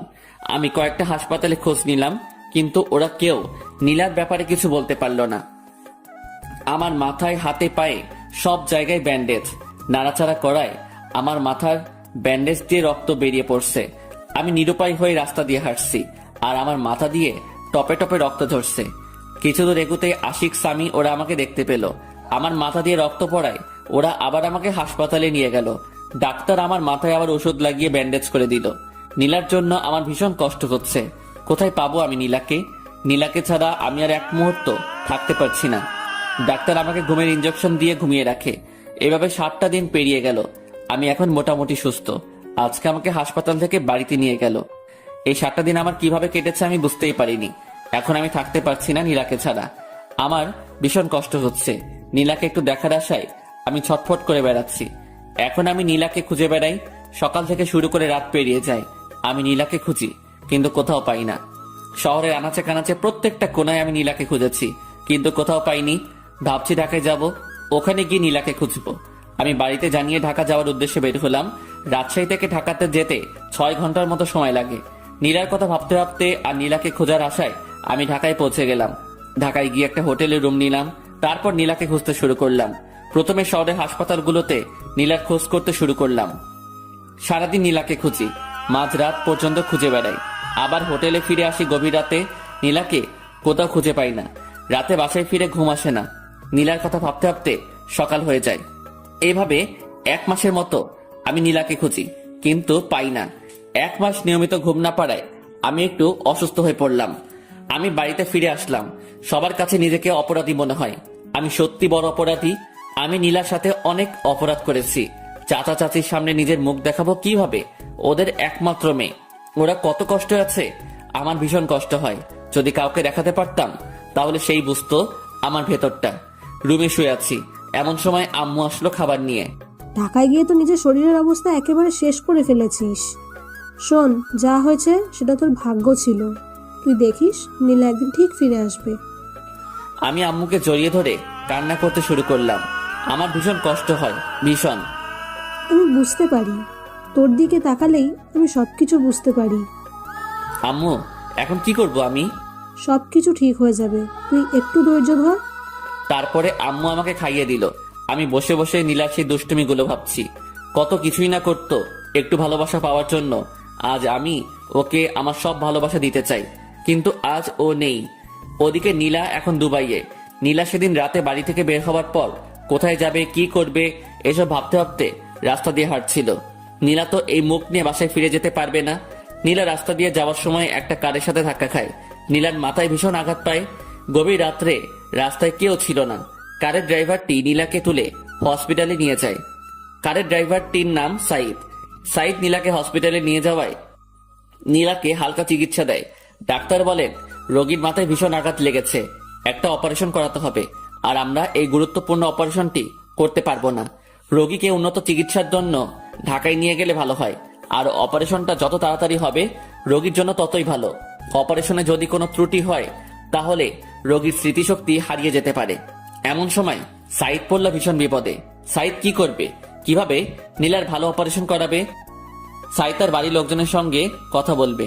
সাইদ সহ ওদের পরিবারের সবাই প্রবাসে বসবাস করে, মানে দুবাইয়ে থাকে। সাইদ বাংলাদেশে বেড়াতে এসেছে।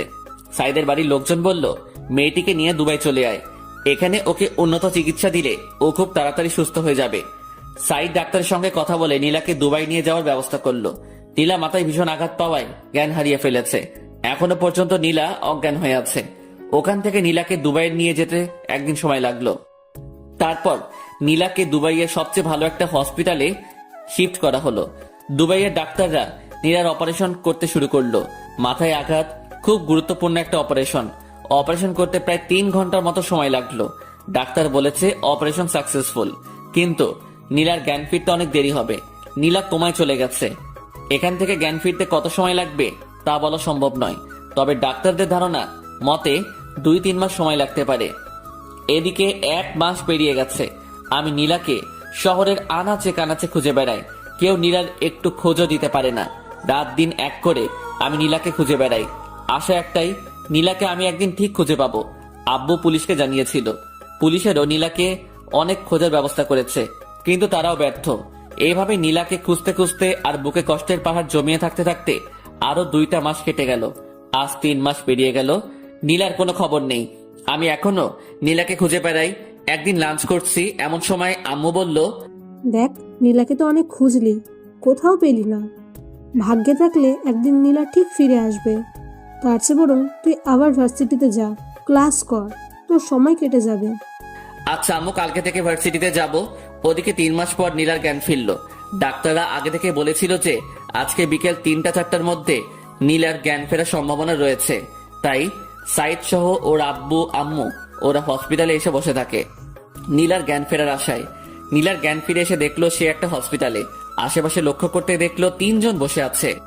আমি এখানে কেন? আপনি এখন দুবাইয়ে আছেন।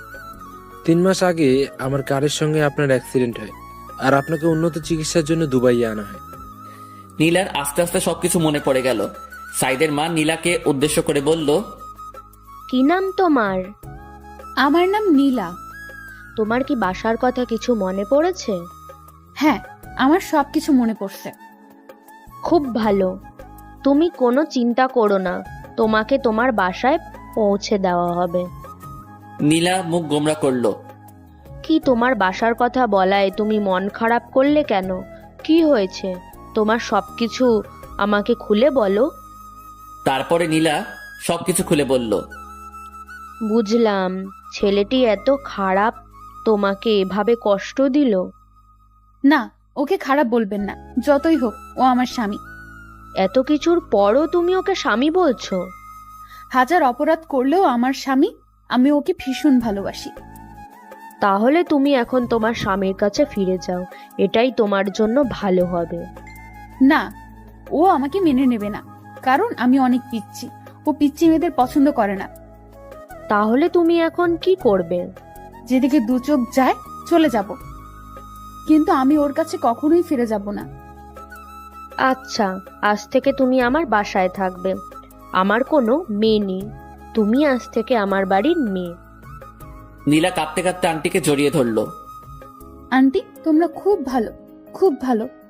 আচ্ছা, আমাকে আন্টি বলে ডাকবে না, আজ থেকে আমাকে আম্মু বলে ডাকবে, ঠিক আছে? ঠিক আছে আম্মু। আরো 7 দিন পর নীলা পুরোপুরি সুস্থ হওয়ায় নীলাকে সাইদের বাসায় নিয়ে যাওয়া হলো। নীলা এখন নতুন বাবা মা পেল। এদিকে আমি ভার্সিটিতে যাওয়া শুরু করেছি। ভার্সিটিতে গিয়ে নিয়মিত ক্লাস করি। নীলার স্মৃতি আঁকড়ে আজও নীলাকে খুঁজে বেড়াই। নীলা সেই রক্তমাখা ওড়নাটা এখনো আমার কাছে আছে। ওড়নাটা সব সময় আমার কাছে রাখি। সেই রক্তমাখা ওড়না, এখন তো আর রক্ত নেই, সাদা ওড়না, লাল লাল সব দাগ আছে। সাইদের বাবার একটা নিজস্ব কোম্পানি আছে। নীলা সব সময় বাড়িতে বসে থাকে, তাই নীলা ওর নতুন আম্মুকে অনেক বুঝিয়ে ওদের কোম্পানিতে যায়। ওখানে নীলাকে সবাই ম্যাডাম বলে সম্মান দেয়। নীলার এগুলো শুনতে খুব ভালো লাগে, তাই নীলা নিয়মিত অফিসে গিয়ে বসে থাকে। বসে বসে অফিসে বিভিন্ন কাগজপত্র সিরিয়াল করে। এভাবে চলতে থাকে আমার এবং নীলার দুই দিকের দুই পৃথিবী। নীলার একদিন হঠাৎ খুব বমি হয় আর সে মাথা ঘুরে পড়ে যায়। ডাক্তার নীলাকে চেক আপ করে বলে নীলা প্রেগনেন্ট। সেদিন রাতে আমাদের মিলন হয়, যার ফলে নীলা আজ প্রেগনেন্ট। নীলার বাচ্চাটিকে নষ্ট করে ফেলতে বলি, কিন্তু নীলা রাজি হয় না। নীলা মনে মনে ভীষণ খুশি। নীলা প্রেগনেন্ট এটা শুনে নীলা খুশি। মেয়েরা প্রেগনেন্টের কথা শুনলে এমনিতে অনেক খুশি হয়। নীলার আম্মু নীলাকে অনেক সেবা যত্ন করে। এদিকে আমার অনার্স 2য় বর্ষের পরীক্ষা শুরু হয়ে যায়। আমি ঠিক মতো পরীক্ষা দেই। পরীক্ষা শেষ হতে 2 মাসের মতো সময় লাগলো। দেখতে দেখতে আরো 4টা মাস কেটে গেল। আমি এখন অনার্স 3য় বর্ষে উঠে গেছি। সময় আমার কিছুতেই কাটে না। নীলার স্মৃতি আঁকড়ে এখনো বেঁচে আছি। ওদিকে নীলা প্রেগনেন্ট প্রায় 10 মাস হয়ে এসেছে। নীলাকে একটা হসপিটালে ভর্তি করানো হয়েছে। নীলা মা হতে চলেছে। নীলার মধ্যে এক অন্যরকম খুশি বিরাজ করছে। ডাক্তারের পরামর্শ অনুযায়ী দুপুরের দিকে নীলার সার্জারি করা হয়। আলহামদুলিল্লাহ, পুত্র সন্তান, মা ছেলে দুজনেই সুস্থ আছে। নীলা তার বাচ্চাকে পেয়ে অনেক খুশি। এদিকে আমি আজকে ভার্সিটিতে যাইনি। মনের মধ্যে কেমন যেন করছে। আসলে রক্তের টান থাকলে যেটা হয়, আজকে খুব শুধু নীলার কথা মনে পড়ছে। এইভাবে চলতে চলতে আরো 3টা বছর কেটে যায়। আমার বিসিএস কমপ্লিট। আম্মু আব্বু আমাকে কোনো চাকরি বাকরি করতে দেয়নি। নিজেদের ব্যবসা সামলাতে হবে। নীলার কথা সবাই ভুলে গেছে, মানে সবাই মেনে নিয়েছে যে নীলা মারা গেছে। আম্মু আব্বু আমাকে আবার বিয়ে দিতে চেয়েছে, কিন্তু আমি বিয়ে করিনি। আসলে বিয়ে করার কোনো ইচ্ছাই নেই। নীলার স্মৃতি আঁকড়ে ধরে বেঁচে আছি, যদিও কাউকে বুঝতেই দেই না যে আমি আজও নীলাকে ভালোবাসি। এখন আমি অফিসে যাই, আব্বুর ব্যবসা সামলাই। আমাদের একটা ছোটখাটো কোম্পানি আছে। আব্বু এবং তার বন্ধু মিলে কোম্পানিটা চালায়। আমিও অফিসে গিয়ে অফিসিয়াল কিছু কাজ করি। রাতে ডিনার করছি, এমন সময় আম্মু বলল, তোর আবার বিয়ে দেবো, তোর জন্য মেয়ে খুঁজছি। দেখো আম্মু, এর আগে তোমাদের ইচ্ছায় বিয়ে করেছিলাম। এখন প্লিজ একটা রিকোয়েস্ট করছি, আমাকে আর বিয়ের কথা বলো না। আমি আর জীবনেও বিয়ে করব না। আমরা না এখন বুড়ো হয়ে যাচ্ছি, আমাদের কি নাতি নাতনির মুখ দেখার ইচ্ছে নেই? নাতি নাতনির মুখ দেখার ইচ্ছা থাকলে তোমাদের মেয়েকে বিয়ে দাও। আমাকে কখনো বিয়ের কথা বলবেন না। আর কেউ কোনো কথা বলল না। আমি ডিনার শেষ করে রুমে গিয়ে শুয়ে পড়লাম। ওদিকে দুবাইয়ে নীলা কাটাচ্ছে অপূর্ণ এক জীবন। মানে নীলার ছেলে আছে কিন্তু স্বামী নেই। নীলার ছেলের নাম রেখেছে জিসান। ওর বয়স এখন 3 বছর। নীলাও এখন আমার কাছে ফিরে আসতে চায়, কিন্তু ভয় একটাই, আমি যদি নীলাকে মেনে না নেই। নীলা নিজের মা বাবাকে ছেড়ে চলে গেছে শুধু আমার জন্য। মেয়েটা তো অনেক কষ্ট সহ্য করে আজও টিকে আছে। জিসান তার আব্বুর ভালোবাসা থেকে বঞ্চিত। নীলা জিসানকে বুঝতে দেয় না যে তার আব্বু নেই। জিসান ওর আব্বুর কথা জিজ্ঞাসা করলে নীলা বলে, আমি তোর আব্বু, আমি তোর আম্মু। সাইদদের দুবাইয়ের কোম্পানির সাথে আমাদের কোম্পানির একটা ডিল হয়। 2 কোম্পানি থেকে একটা মিটিং করার সিদ্ধান্ত হয়, আর মিটিংটা আমাদের দেশে হবে এটা নির্ধারণ করা হয়। সাইদ গিয়ে নীলাকে বলে, বাংলাদেশের একটা কোম্পানির সঙ্গে আমাদের একটা মিটিং আছে, আমরা বাংলাদেশে যাব। তুমি আমাদের সাথে যাবে? না, আমি বাংলাদেশে যাব না। বাংলাদেশেই তো যাচ্ছি, তোমাদের বাড়িতে তো না। আমরা গিয়ে ওখানে একটা মিটিং করব আর ওখানে 1 মাস থাকবো। ভাবছি আব্বু আম্মু ওদেরকে নিয়ে যাব, তাই বলছি তুমিও আমাদের সাথে চলো। হ্যাঁ নীলা, তুমিও আমাদের সাথে যাবে। আমরা বাংলাদেশ থেকে ঘুরে আসি। আচ্ছা, তোমরা যখন বলছো তাহলে যাব। আচ্ছা ঠিক আছে, সামনের ফ্রাইডেতে আমাদের ফ্লাইট। তারপর শুক্রবারের ফ্লাইটে নীলা, জিসান, সাইদের আম্মু আব্বু সহ অফিসের কিছু লোকজন, ওরা সবাই বাংলাদেশে চলে আসে। ওরা এসে একটা হোটেলে বুকিং হয়, আর মিটিংটা হবে আমাদের কোম্পানিতে। 2 দিন রেস্ট নেওয়ার পর আমাদের কোম্পানিতে সাইদের আব্বু, নীলা আর কোম্পানির লোকজন ওরা মিটিং করতে আসে। আমরা একটা প্রজেক্টের ডিল নিয়ে মিটিং করব। আমি আব্বু খুব তাড়াতাড়ি অফিসে চলে আসি। অফিসের আরো লোকজন নিয়ে আমরা মিটিং করার জন্য প্রস্তুতি নেই। মিটিং 10টায় শুরু হয়। 2 কোম্পানির প্রায় 20 জন নিয়ে মিটিং করা হয়। আমরা মিটিং শুরু করার আগেই সবার সাথে হ্যান্ডশেক করতে গেলাম। সবার সাথে হ্যান্ডশেক করছি আর নিজেদের নাম বলছি। সাইদের সঙ্গে হ্যান্ডশেক করতে গেলাম, ইমন ইসলাম। সাইদ হাত বাড়িয়ে বলল, সাইদ চৌধুরী। তারপরে পাশে হ্যান্ডশেক করতে গেলাম, একটা মেয়ে হাত বাড়িয়ে বলল, নীলা চৌধুরী। আমি নীলার মুখের দিকে তাকিয়ে থাকলাম। নিজের চোখ দিয়ে কি দেখছি বিশ্বাস করতে পারছি না। আমার চোখের সামনে নীলা দাঁড়িয়ে আছে, মুখ দিয়ে কোনো কথা বের হচ্ছে না, গলা শুকিয়ে আসছে। আমি কোন রকম হ্যান্ডশেক করে আমার নাম বলে বসে পড়লাম। কিছুই বুঝতে পারছি না। আজ প্রায় 4 বছর পর নীলা আমার চোখের সামনে। আমি নীলার দিকে তাকাচ্ছি, কিন্তু নীলা আমার দিকে একবারও তাকাচ্ছে না। নীলার আগে যার সাথে হ্যান্ডশেক করলাম উনি বলল ওনার নাম সাইদ চৌধুরী, আর নীলা বলল ওর নাম নীলা চৌধুরী। কি আজব, নীলার মনে হয় ওনার সাথে বিয়ে হয়েছে। যাক, তাও খুশি হলাম। নীলা তো বিয়ে করে সুখে আছে, আজ আমি অনেক খুশি। তারপরে মিটিং এর দিকে মনোযোগ দিলাম। মন কিছুতেই বসছে না। আজকের মতো মিটিং শেষ হলো, কিন্তু সম্পূর্ণ ডিল নিয়ে আলোচনা করা হলো না। তাই কালকে আবার মিটিং করা হবে। আমি বাড়িতে গিয়ে সরাসরি রুমে চলে গেলাম। চোখ দিয়ে খুব জল ঝরছে। আজ আমি অনেক খুশি। আজ নীলাকে দেখলাম, তাও তো নীলা সুখে আছে, এটা দেখেই অনেক ভালো লাগছে। পরের দিন আমি খুব তাড়াতাড়ি অফিসে চলে গেলাম।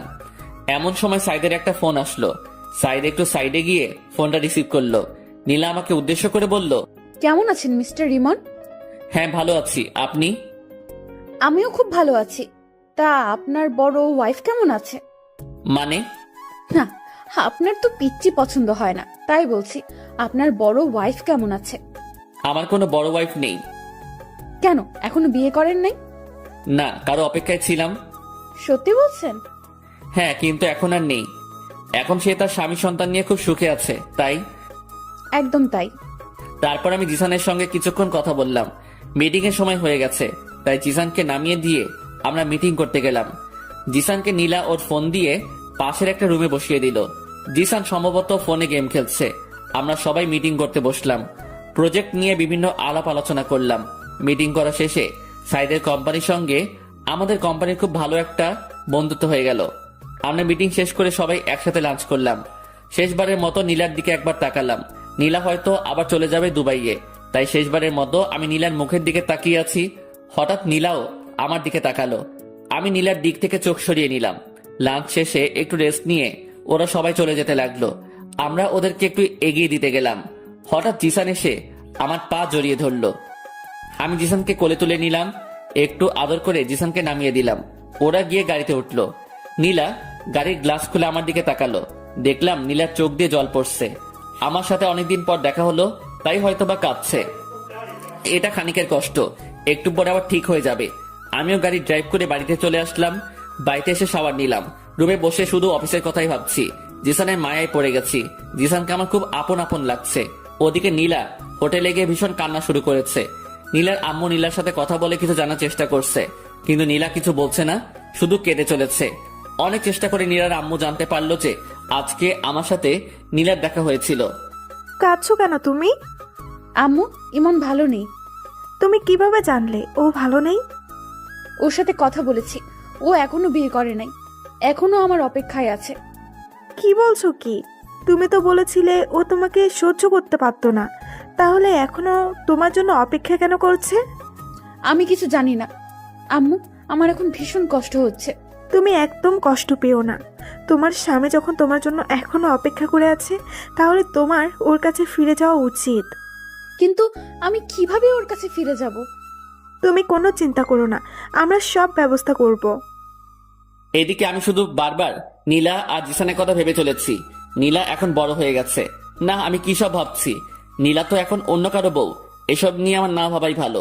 আমি রাতে এটা সেটা ভাবতে ভাবতে ঘুমিয়ে পড়লাম। সকালে ঘুম থেকে উঠে দেখলাম একটা নাম্বার থেকে বেশ কয়েকবার ফোন এসেছে। আমি ফোনটা ব্যাক করলাম। ফোনটা রিসিভ করতে ওপাশ থেকে বলল, হ্যালো মিস্টার ইমন, আমি সাইদ চৌধুরী। ও আচ্ছা, কি খবর? আপনার সাথে কিছু কথা আছে, দেখা করতে পারবেন? হ্যাঁ অবশ্যই, কোথায় আসবো? আমি একটা জায়গা টেক্সট করে দিচ্ছি, ওখানে চলে আসুন। আচ্ছা ঠিক আছে। তারপর আমি ফ্রেশ হয়ে ব্রেকফাস্ট করে চলে গেলাম টেক্সট করা জায়গায়। গিয়ে দেখলাম সাইদ চৌধুরী বসে আছে। আরে মিস্টার ইমন, আসুন, এখানে বসুন। জি ধন্যবাদ। তা আপনার দিনকাল কেমন কাটছে? হ্যাঁ ভালো কাটছে। আপনি তো অনেক লাকি। বুঝলাম না আপনার কথা। না, আপনি খুব ভালো একটা বউ পেয়েছেন, তাই বললাম আপনি খুব লাকি।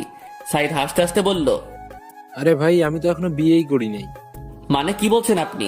তারপরে সাইদ আমাকে সব ঘটনা খুলে বলল। আমার চোখ দিয়ে জল পড়তে শুরু করলো। আরে এখন কাঁদছেন কেন? এখন সবকিছু ঠিক হয়ে যাবে। এই নীলা, এদিকে আসো।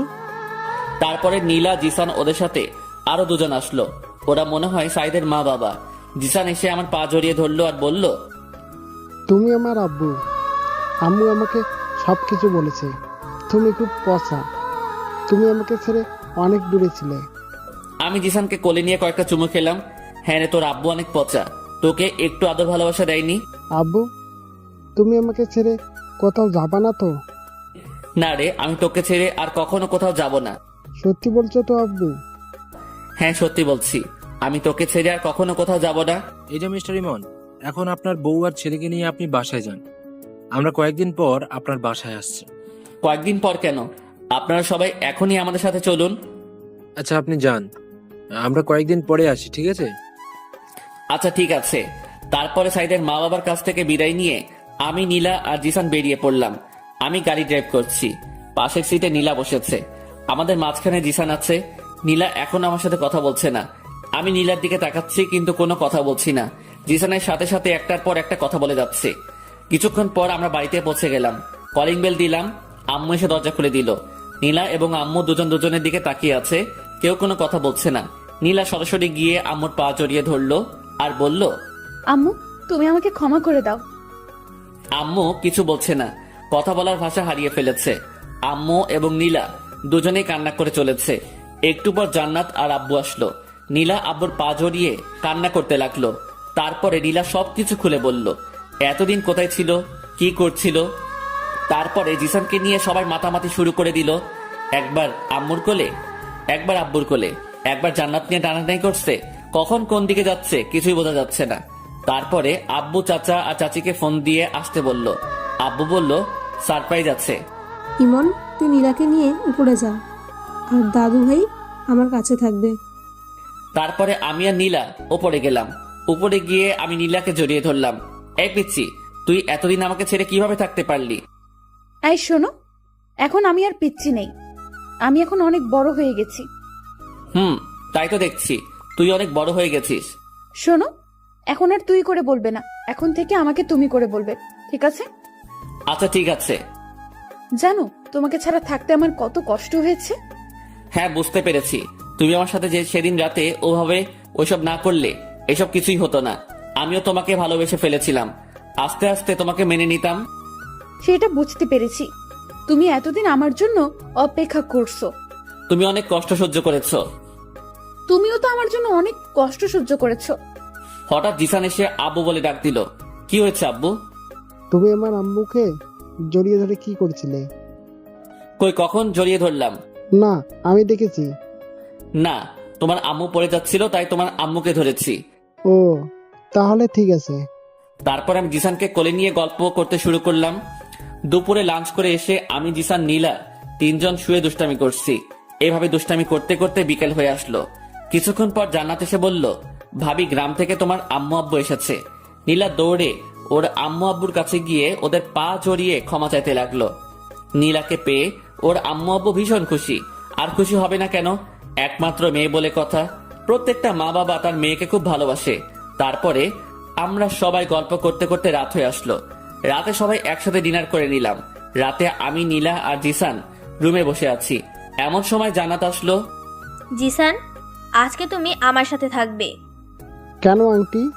আজকে আমি আমার আব্বুর সাথে আজকে তো তোমার আব্বুর সাথে থাকা যাবে না। আজকে তোমার আব্বু আর আম্মু একসাথে থাকবে। হ্যাঁ জিসান, তোমার আন্টি ঠিকই বলেছে। আজকে তোমাকে আমাদের সাথে নেব না, কাল থেকে তুমি আমাদের সাথে থাকবে। আচ্ছা আম্মু, তুমি যখন বলছো তাহলে আমি আন্টির সাথে থাকবো। তারপরে জিসান আমাকে আর নীলাকে কয়েকটা চুমু দিয়ে ওর আন্টির সাথে চলে গেল। নীলা গিয়ে রুমের দরজা আটকে দিল। নীলা আমার দিকে তাকাচ্ছে আর মুচকি হাসছে। হাসছো কেন? শোনো, আমার আরেকটা বেবি লাগবে। ও মা, আরেকটা? হ্যাঁ, আরেকটা। এবার একটা মিষ্টি মেয়ে লাগবে। তোমার মিষ্টি মেয়ে লাগবে? তাহলে আমাকে বলছো কেন? ওই, তুমি জানো না তোমাকে কেন বলছি? না, আমি তো জানি না। দেখো, নাটক করো না। আচ্ছা ঠিক আছে। তারপর আমি নীলাকে বিছানায় শুয়ে দিলাম। আমি আস্তে আস্তে নীলার কাছে গেলাম। নীলাকে কিস করতে শুরু করলাম। নীলার গালে, মুখে, গলায় কিস বসাতে শুরু করলাম। শুধু কি কিস করলে হবে নাকি অন্য কিছু করবে? এত ব্যস্ত হচ্ছ কেন? আমার এক্ষুনি লাগবে। আচ্ছা ঠিক আছে। তারপর আমি নীলার ড্রেস খুলে, আপনারা কি শুনছেন? হ্যাঁ, আর কিছু শোনার নেই। তারপরে আমি আর নীলা সুখের সাগরে ভাসতে থাকলাম, যেখান থেকে আর কখনো ফিরে আসবো না। এইভাবে আমাদের সুখের জীবন কাটতে থাকলো। সমাপ্ত।